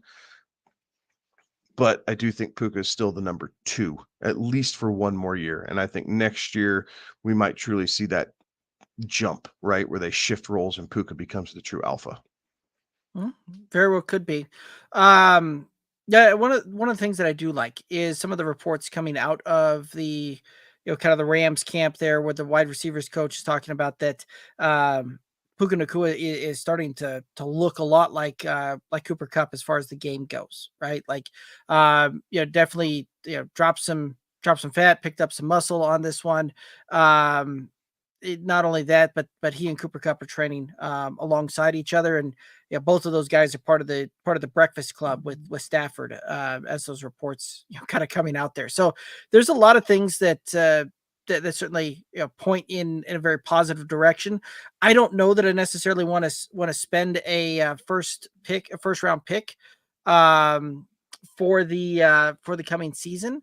Um, this is one of those that again, I feel like you are drafting him at his absolute ceiling when it's all said and done, right? There's a lot to this that I think we do see the reemergence of Cooper Kupp in this offense, and I do think that we see some things kind of tick down for Puka Nacua. But there was a lot of games last year where we saw Puka just get peppered with targets, right? Like, not many rookies get 35 targets through 2 games, their first 2 games out of the box last year, which again, that happened when Cooper Kupp was sidelined with the injury last year. So I do think that we see a lot of really good things coming from Puka, but again, I think this is probably one of those that we see him, maxing out at 8, maybe 9 targets a game instead of a lot of these 10, 11, 12 plus type of targets that we saw last year. So I do think that there is going to be a downtick in some of the volume here with this one. With Cooper Kupp being on the opposite side, that may improve some of the efficiencies there. But that is what it's going to take for Puka Nacua to finish up in this range, is hyper efficient on a little bit of a reduced workload, I see. So yeah, this is one of those that I'd love him as a second round pick. As a first round pick, I don't know that I'm looking to go that route. Any other thoughts on Puka Nacua? Negative. All righty. Let's go ahead and hit up the next guy on the list, and that is A.J. Brown. And A.J. Brown last year, 106 receptions, 158 targets, 1,456 yards on 7 touchdowns. Thoughts on A.J. Brown? So A.J. Brown scares me a little bit with how this Philly offense looked. Like, when he was on in that, what was it, that tear between week 3 and week 9, basically, really week 8, but week 9 he got the touchdown, so that helped get him there. He was on an absolute tear with yardage and everything else, and then it just kind of fell off after week 8. He had 1 week with over 100 receiving yards and 1 touchdown, so he really hurt you going into the fantasy playoffs. And we'll see how things play out. Now, I think the Eagles know where some of their shortcomings were. And again, he's seeing a bunch of targets, right? His first 2 years in Philadelphia, 145 targets, followed up by 158 targets, 11 and 7 touchdowns. So he's seeing the end zone work. So I do think you get there with A.J. Brown, but I think I like him a little bit more in best ball, where I don't get saddled with some of those subpar weeks, and someone, I draft later on can fill in who maybe fell into the end zone if he didn't, or whatever that works, than I do in a redraft. I think if I'm staring down the barrel, I'm probably going Garrett Wilson over an A.J. Brown again. Like, I think I like the possibility of Garrett Wilson finishing number 1 over A.J. Brown finishing number 1 overall as far as wide receivers go. So great player, tons of talent, sees a ton of target share. So you do like that. Gets the end zone work. He does check all the boxes throughout a season, but I am a little hesitant in how this Eagles offense is going to look this year, knowing that there's some jobs on the line with how they finished last year, and how they're going to try and redo things with Saquon at running back, right? So they truly make a better emphasis of running the ball a bit more. Do they get Devonta Smith, a little bit more engaged? Do you introduce Dallas Goedert into being a key point of this offense, and see how that goes. And, all that to be said, if the defense is playing better, Philly's not going to have to push the ball as hard, right? Like the defense was not very good. They got themselves into a lot of shootouts and they needed to do these things. So if the defense is truly improving, I think the offense slows down slightly just because of that. They're not going to have to play shootout. They're going to be able to play control the clock a little bit more. They're going to be able to lean on Saquon and have a little bit more trust in him than what they had in DeAndre Swift and Kenneth Gainwell last year. So does he belong in the top 10? Yeah, I think AJ Brown does belong in the top 10, but I don't think I like him at wide receiver 6 overall.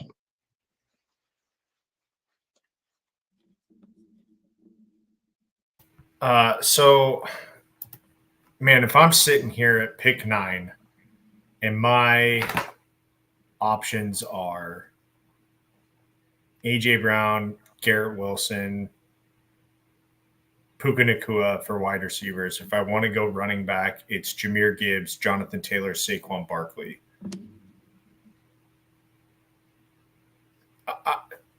I have a hard time, like you said, Kevin, going the AJ Brown route there. I think there are other ways that I would go, including maybe a reach at running back there, a slight reach, but a reach nonetheless at running back. And so I guess that's where I'm at with AJ Brown, is that I will exhaust all other options before I decide to pull the trigger on that one. So that's where I'm at with AJ Brown. I'll literally look everywhere else before drafting him. Fair enough. Yeah, AJ Brown is an interesting one, right? Like last season when he started off, had fantasy managers panicked because of what we saw through the first 2 weeks of the season, right? Like not at all the guy that you were looking at drafting last season, right? That being said, Kevin already highlighted it. Weeks 3 through 9 went on an absolute tear, and that those weeks ultimately made his season and made his fantasy finish, because when they came back from the bye in week 11 on, Devontae Smith outscored AJ Brown throughout the remainder of the season there. So, when it came down into relying on a guy that you took in the first round throughout the end of the season and throughout the fantasy playoffs, like the fantasy playoffs were almost unusable for AJ Brown for you, right? Like a couple of wide receiver 40 finishes and a wide receiver 30 finish, right? Like there was no weeks in the playoffs inside wide receiver 2 territory even, right? And it's a tough pill to swallow to try and win a championship on when you've got that, right? Now, the Eagles did have that kind of epic collapse throughout the end of the season, but yeah, there is some of that there does pause a little bit of hesitation on this one. So I like Kevin's idea about about in a best ball format where I don't have to necessarily like pick the weeks, and I can really see these massive big blow up weeks where we're going to see absolutely tremendous finishes on this thing. And with that being said, I don't know how much the Kellen Moore addition for the offensive coordinator is going to change that. And are we going to see, what this offense is truly going to look like here, right? Like this is one of those that we saw the resurgence of Keenan Allen last season in the Kellen Moore offense there. Do we see something similar here with AJ Brown? I don't know that that's going to be the case. So this is another one that certainly gives me a little bit of pause. And I probably would pull, pull the trigger on some other guys that are a little bit further down the list. Any other thoughts on AJ Brown? All right, let's go ahead and hit up Amon-Ra St. Brown. And Amon-Ra St. Brown last season, 119 receptions, 164 targets, 1,515 yards, and 10 touchdowns. Thoughts on Amon-Ra? Here's a guy I really like also, the sun god.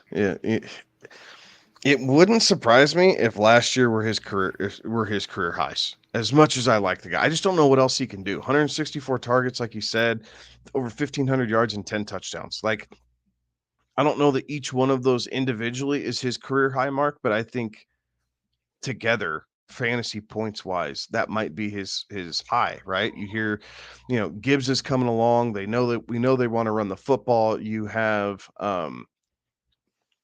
Jameson Williams being talked about. Like, it would surprise me if you see a little bit of regression here. But that said, I still have a hard time passing him at wide receiver 5. Like, even like I think I'm like I think I understand that regression, but he's only going into year 4, guys. Like, I mean, so as much as these seem like possible high watermarks, I see it just as likely that he damn near duplicates these numbers. So it's a risk I'm willing to take. How about that? This is a risk that I am willing to take for the most part. Now, I'm not saying that up against it, like if it was St. Brown or Bijan, that I wouldn't take Bijan, because I think Atlanta's offense is going to be that dynamic, and having kind of that solo alpha running back does help your team so much, and then figuring out where to piece wide receiver later because it is deeper. I'm not saying I wouldn't do that, but if Bijan's gone, I like St. Brown, and I think I'd take St. Brown over Breece Hall. So it's just kind of where that divide is for me. It's splitting hairs a little bit, but I definitely like it right there. 8 overall. You're going to have the ability to get him if you're in the middle of the draft and he's your guy. Go get him. If you don't believe that Justin Jefferson is going to be able to put up those same numbers with Sam Darnold or JJ McCarthy, you pivot to St. Brown because you've seen that chemistry grow with Goff. Jared Goff. Yeah. So I think there's a lot of good spins that you can put on this St. Brown pick and be comfortable with it. And realistically, I'm okay with all of them. Like, I really am okay with all of them. I like this Lions team. They're fun to root for. Like, we say this again and again, like Dan Campbell's a guy that I would love to play for and just sit there and listen to his locker room speeches. So yeah, I'm sold on the Lions, and Amon-Ra gets my stamp of approval. I would absolutely take him here if I didn't have Bijan on the table to take. This is the screw it, we ball pick. Like, here we go. Like, it is just, if you are there in the middle of the first round and St. Brown is available, draft, move on. Like, don't even think about it. Just take it, move on. He's so young. He is entering his prime, right? And yes, last year was crazy. It was a crazy year, but I think that there is a second act to that he can follow it up. So yeah, draft him, move on, be done. Right.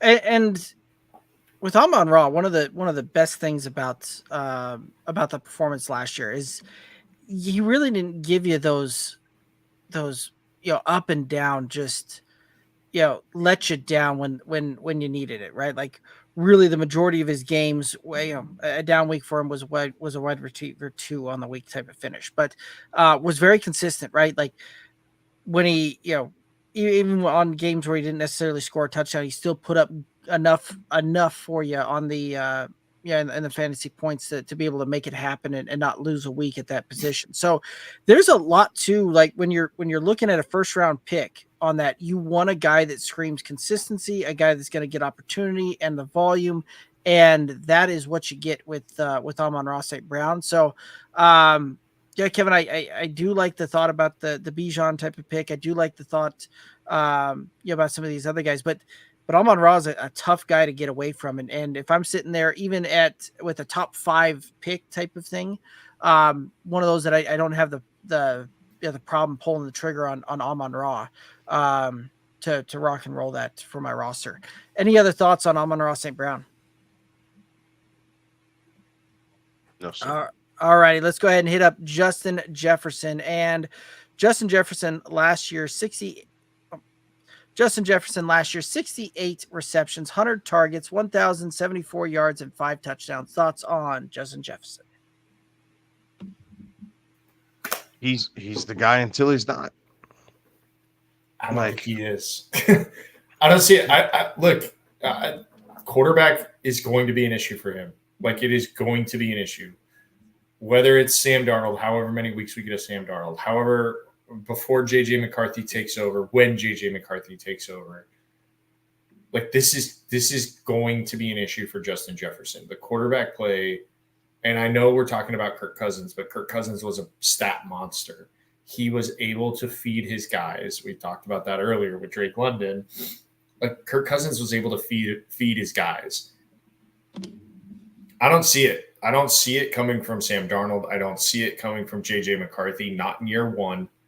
I just think that Justin Jefferson is going to be in for a rude awakening. And I think anybody who takes Justin Jefferson with the, what are we calling this, 4th or 5th overall pick, is going to just be so frustrated, especially when you look at what's around there that you could have had. So I think if I'm sitting there at pick 5 and I've got the choice between Justin Jefferson or Amon-Ra St. Brown, I'm going Amon-Ra St. Brown. You know, if I'm dead set on going wide receiver, like, that's where I'm going. I'm not trusting Sam Darnold or J.J. McCarthy. I'm going to trust Jared Goff, which is not a thing I thought I would say 4 or 5 years ago. But that's where we're at.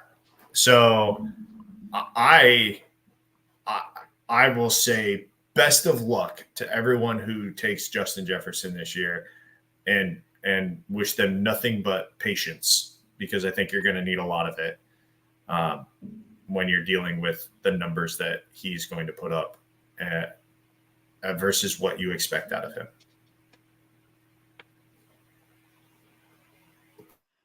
Fair enough. There's, I think the counterpoint to that is Justin Jefferson and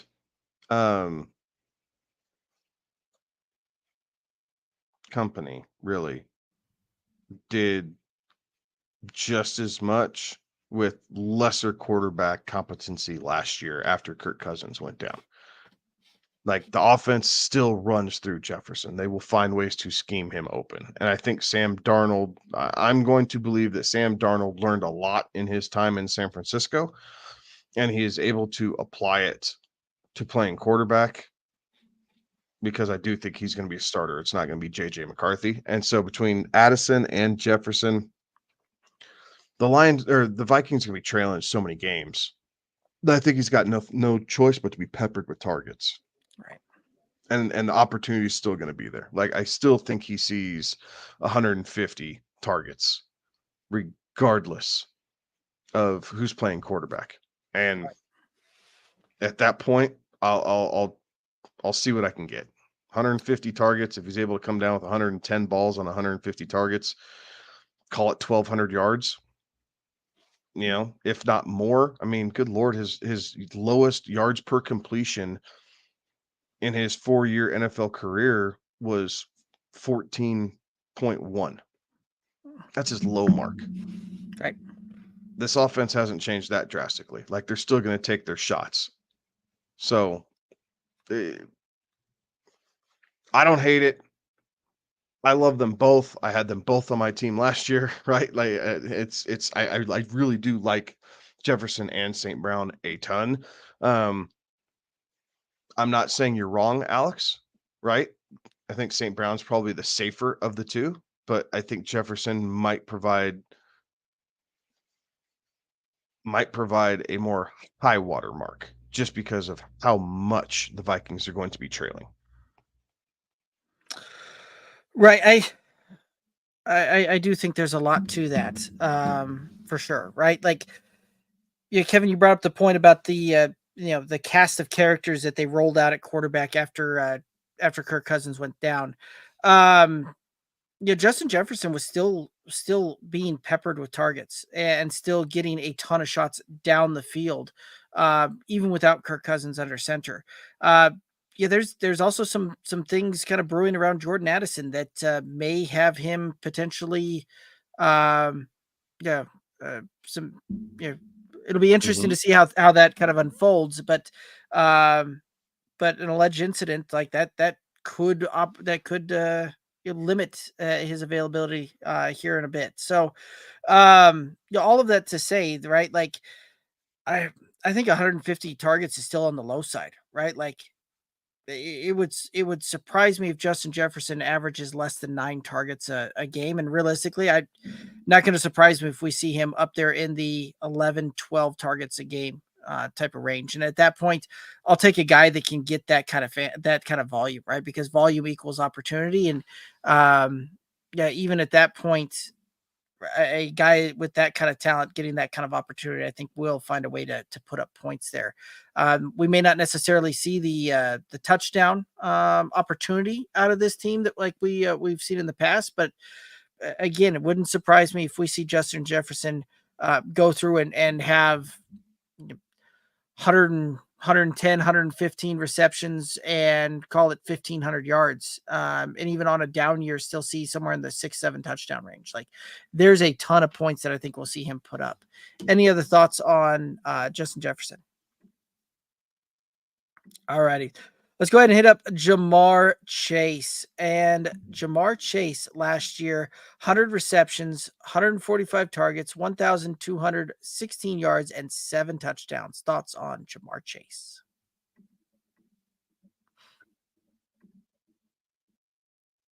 Chase is interesting. Like, there's Are the touchdowns going to go back up? Like, are we going to see the touchdowns go back up? Like, that's the big question, right? Will we see those touchdowns? Because he had 13 in year 1, 9 in year 2, 7 last year. We're on a contract year, right? We haven't seen a extension or anything come from him yet, or an option year. Sorry. Will the touchdowns? Well, this off season this off season. No, it has to be before, right? They have to declare whether they're going to do the 5th-year option. Yeah, I think before the season is done. So, I think they tick back up. I don't know that you're going to see 13 necessarily, but I think you could. Like, I think this is another guy who has the potential of being wide receiver 1 overall. Now, I don't know that he quite gets there. I think the top 5 is probably accurate, with Joe Burrow being healthy and going from there. But again, here's another guy. Like, he made a living with his guy being injured, and he still did all right, man. 1,200 yards, 7 touchdowns, and 100 receptions. Like, it's nothing to sneeze at. Everyone else, I mean, the top 12 last year just had bonkers years, right? 1,200 yards, 7 touchdowns, 100 receptions normally is good for a wide receiver 1 finish. This put him in wide receiver, the top end of wide receiver 2. It's crazy. So I think he absolutely gets there. I know a lot of people are saying this is his blow up year. I've heard that from a lot of different outlets within the fantasy football community. I think it's possible. Realistically, I don't know. Like, I think I'd take Jefferson and St. Brown over Chase, but I'd take Chase over A.J. Brown and Puka Nacua. Right? So if that's the case, do you want Garrett Wilson? Or do you want Jamar Chase? Like, I think that's the real dilemma to me. Like, that's where the what do I want to do comes in. Like, I think I lean Jamar Chase. I think, but I haven't had that forced up against me. I have not had the opportunity to draft Jamar Chase in a appropriate range. Now, in the draft that Derek and I just went, he went number 2 overall. He went Christian McCaffrey, Jamar Chase. So someone believes in him. Hope it works out for him. Yeah. So I don't think that's necessarily like a super far reach, right? Because this could be the guy who is wide receiver 1 overall. Like, he's got as good a case as any of the top 5 that we've been talking about. Yeah, I think if you're sitting there in the, picks 2, 3, and 4, and Jamar Chase makes it to you, and I guess he's actually falling a little bit as as more drafts are being done and more rankings are coming out. But man, you're right. It's tough. What is Joe Burrow going to do for him? How much of Joe Burrow do we get, or does he get? It's an interesting one. I think this is another. I think there's less of a risk than there is with Justin Jefferson. I think I'm more comfortable taking Jamar Chase than I will ever be taking Justin Jefferson this year, and I think that's for me. Like, that is enough.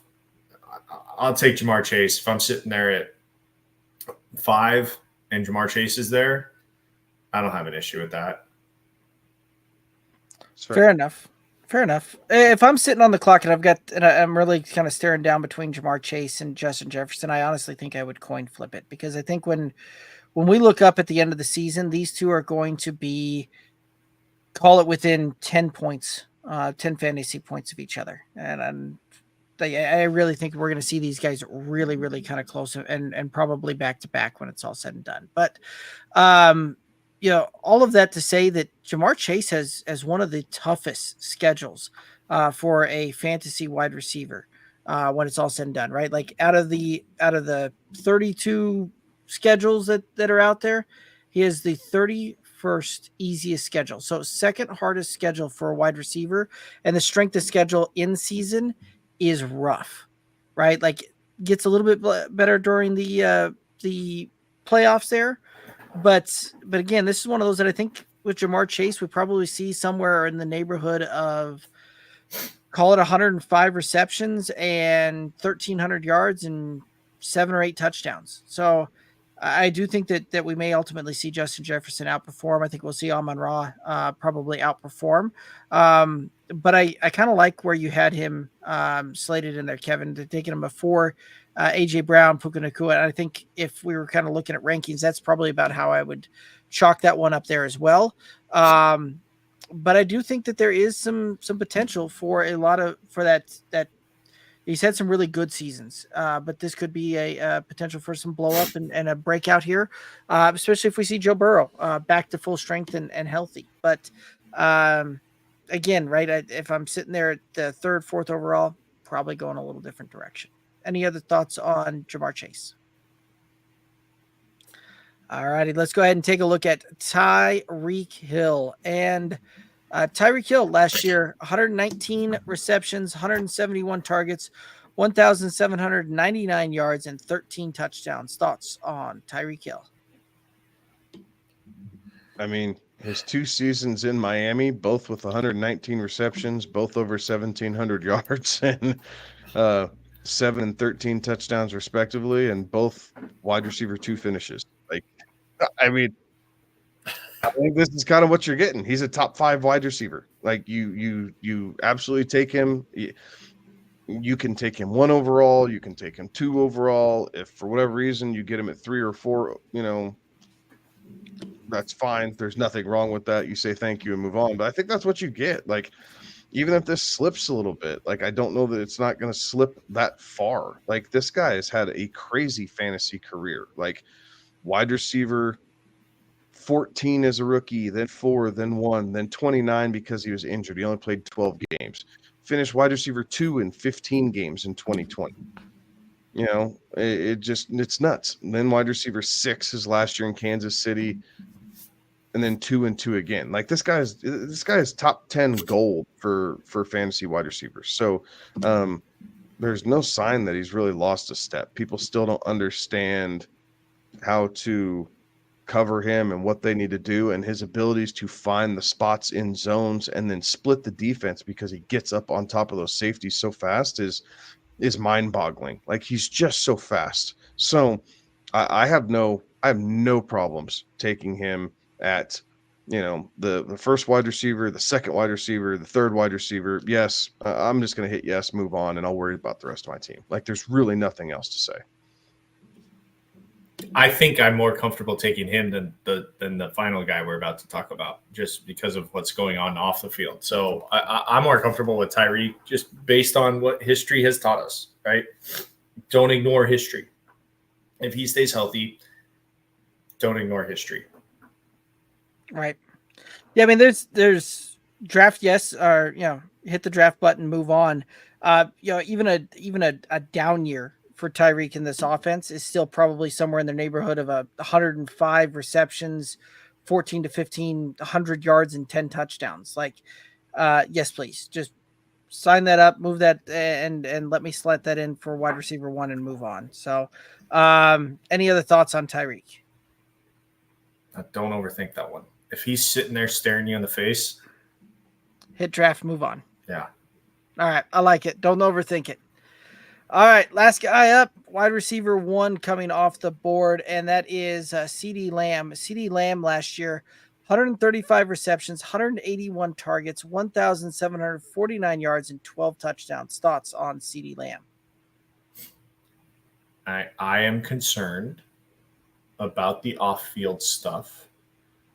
I'm also concerned that if a deal doesn't get done, what are we going to get out of him?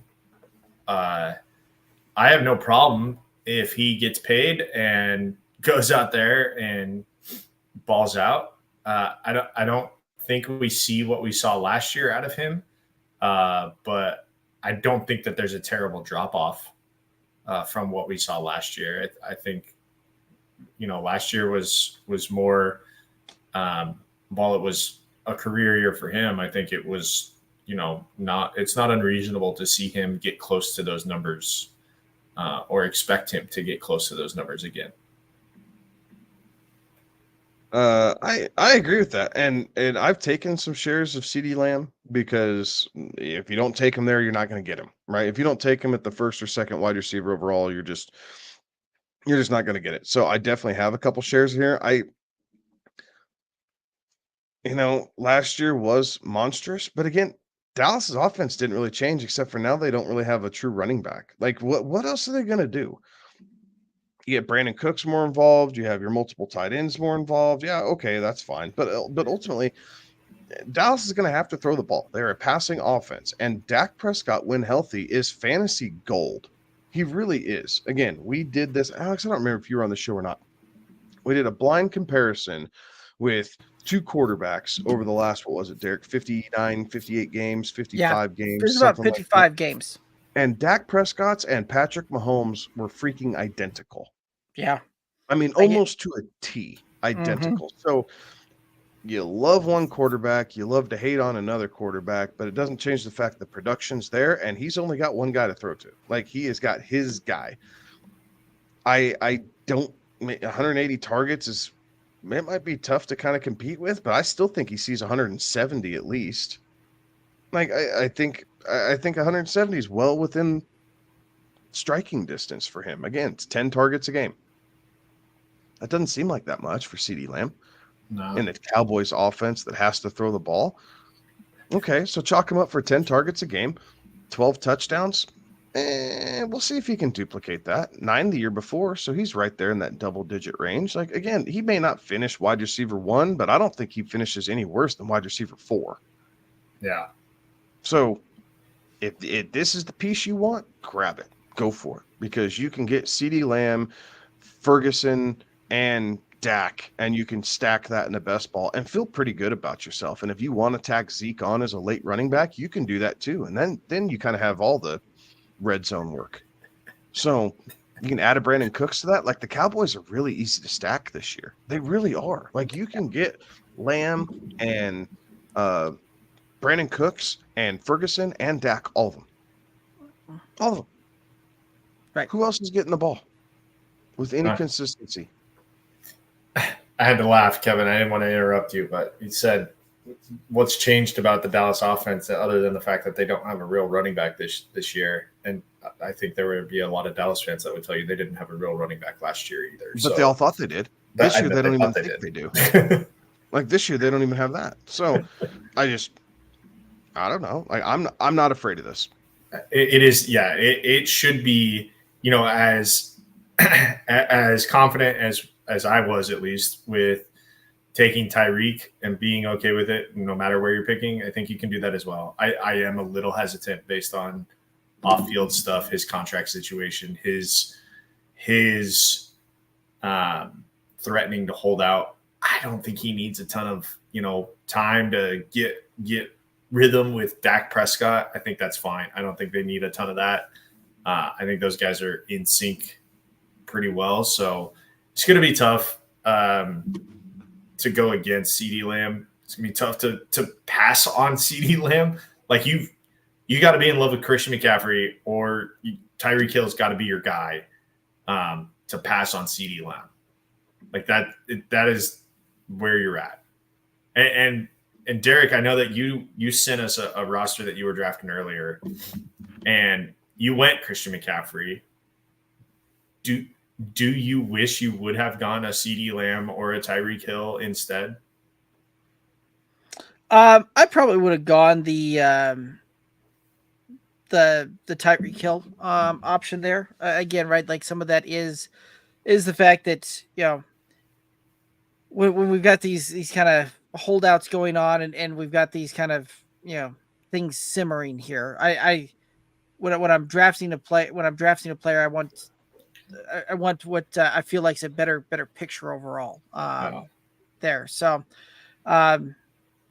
yeah, I'm just not a fan of drafting up there at that point because if you take running back, I'm not necessarily a big fan of what comes back to me at wide receiver in rounds 2 and 3, but that's just me. So, kind of back to the CeeDee Lamb though. Here's an interesting kind of thing to look at, right? So 2019, Michael Thomas, 2020, Devontae Adams, 2021, Cooper Kupp, 2022, Justin Jefferson, and 2023, CeeDee Lamb. What that list just comprised of is the most targeted wide receiver in the red zone for each of those seasons, right? And if you notice the trend, the most targeted wide receiver in the red zone did not return up there the following year, right? Like there seems to be just kind of the, you know, an issue with that one, right? Like Michael Thomas certainly didn't return that one. Devontae Adams had a good year the following year, but nothing like we had seen previously at that point, right? And it just kind of continues on there, right? Cooper Kupp after that monster season kind of has the injury bug bite. Justin Jefferson has the injury bug bite. CeeDee Lamb is that guy right there. And so one of those that if you're drafting him number 1 overall, the trend on this one would be that he doesn't return the value on that one. And he might be hard pressed to return top 3 wide receiver value. So absolutely love the player. Love seeing what we see out there and what we see him do. But I don't know that we're going to see him return wide receiver number 1 value overall. And with that being the case, I will probably look other directions at that point. Now, granted, I haven't been really on the 101 or 102 too often to make that pick. But I would likely go in a different direction. Any other thoughts on CeeDee Lamb? All righty. Well, guys, that's going to take us down here to the end of the list. And we did have a couple of comments come through, and Terry was in the chat there a fair bit saying that he'd rather have AJ Brown than Puka in the first round. Thinks that Kellen Moore is gonna do some big things for him, and Amon-Ra will be. He thinks that Amon-Ra is going to be the number 1 overall wide receiver in full PPR formats this year, and he thinks that Ferguson will actually be the beneficiary of the lack of the running game in Dallas. So, Terry, welcome on in and appreciate the comments there. Any other thoughts on any of the comments or any final thoughts out there for the viewers and listeners? Negative, Ghost Rider. Nah. We Thanks for sticking with us through this one. We got a little off the rails to start and made it a pretty long episode. Yeah, but these are fun guys to cover, right? And They even are. in this top 20, there was some shifting around, right? Some things that we like and agreed with and some things that we didn't. So, it's definitely good to have as far as just general information. So enjoy drafting. It is the start of best ball draft season. Like I said at the beginning of the show, get in them, enjoy it. We are mere weeks away from redraft season. So we are going to get through the rest of these rankings. We're going to start talking draft strategy. We're going to do some mocks here on the show. We got all sorts of stuff coming up for you guys. But if you ever have any questions, hit us up at Good Old Boys FF, wherever you guys consume, your socials. We thank you, appreciate it. Please head over to YouTube, give us a like and a subscribe. You'll get the little bell every time we go live here, because we're counting it down. D, what we got? 6 weeks left before we start doing Mondays and Fridays and get back to the bet set snap. Yeah, yep, that's about accurate there. So we it is closing in on the season, and we'll start seeing the player profile videos start coming out there in those bite-sized chunks for y'all. Everybody seems to enjoy that, so we're working on that behind the scenes and getting that going there as well. Alrighty. Well, I do think that's going to do it for us tonight. He's Kevin. He's Alex. I'm Derek. Have a good one. Be safe. Toodaloos.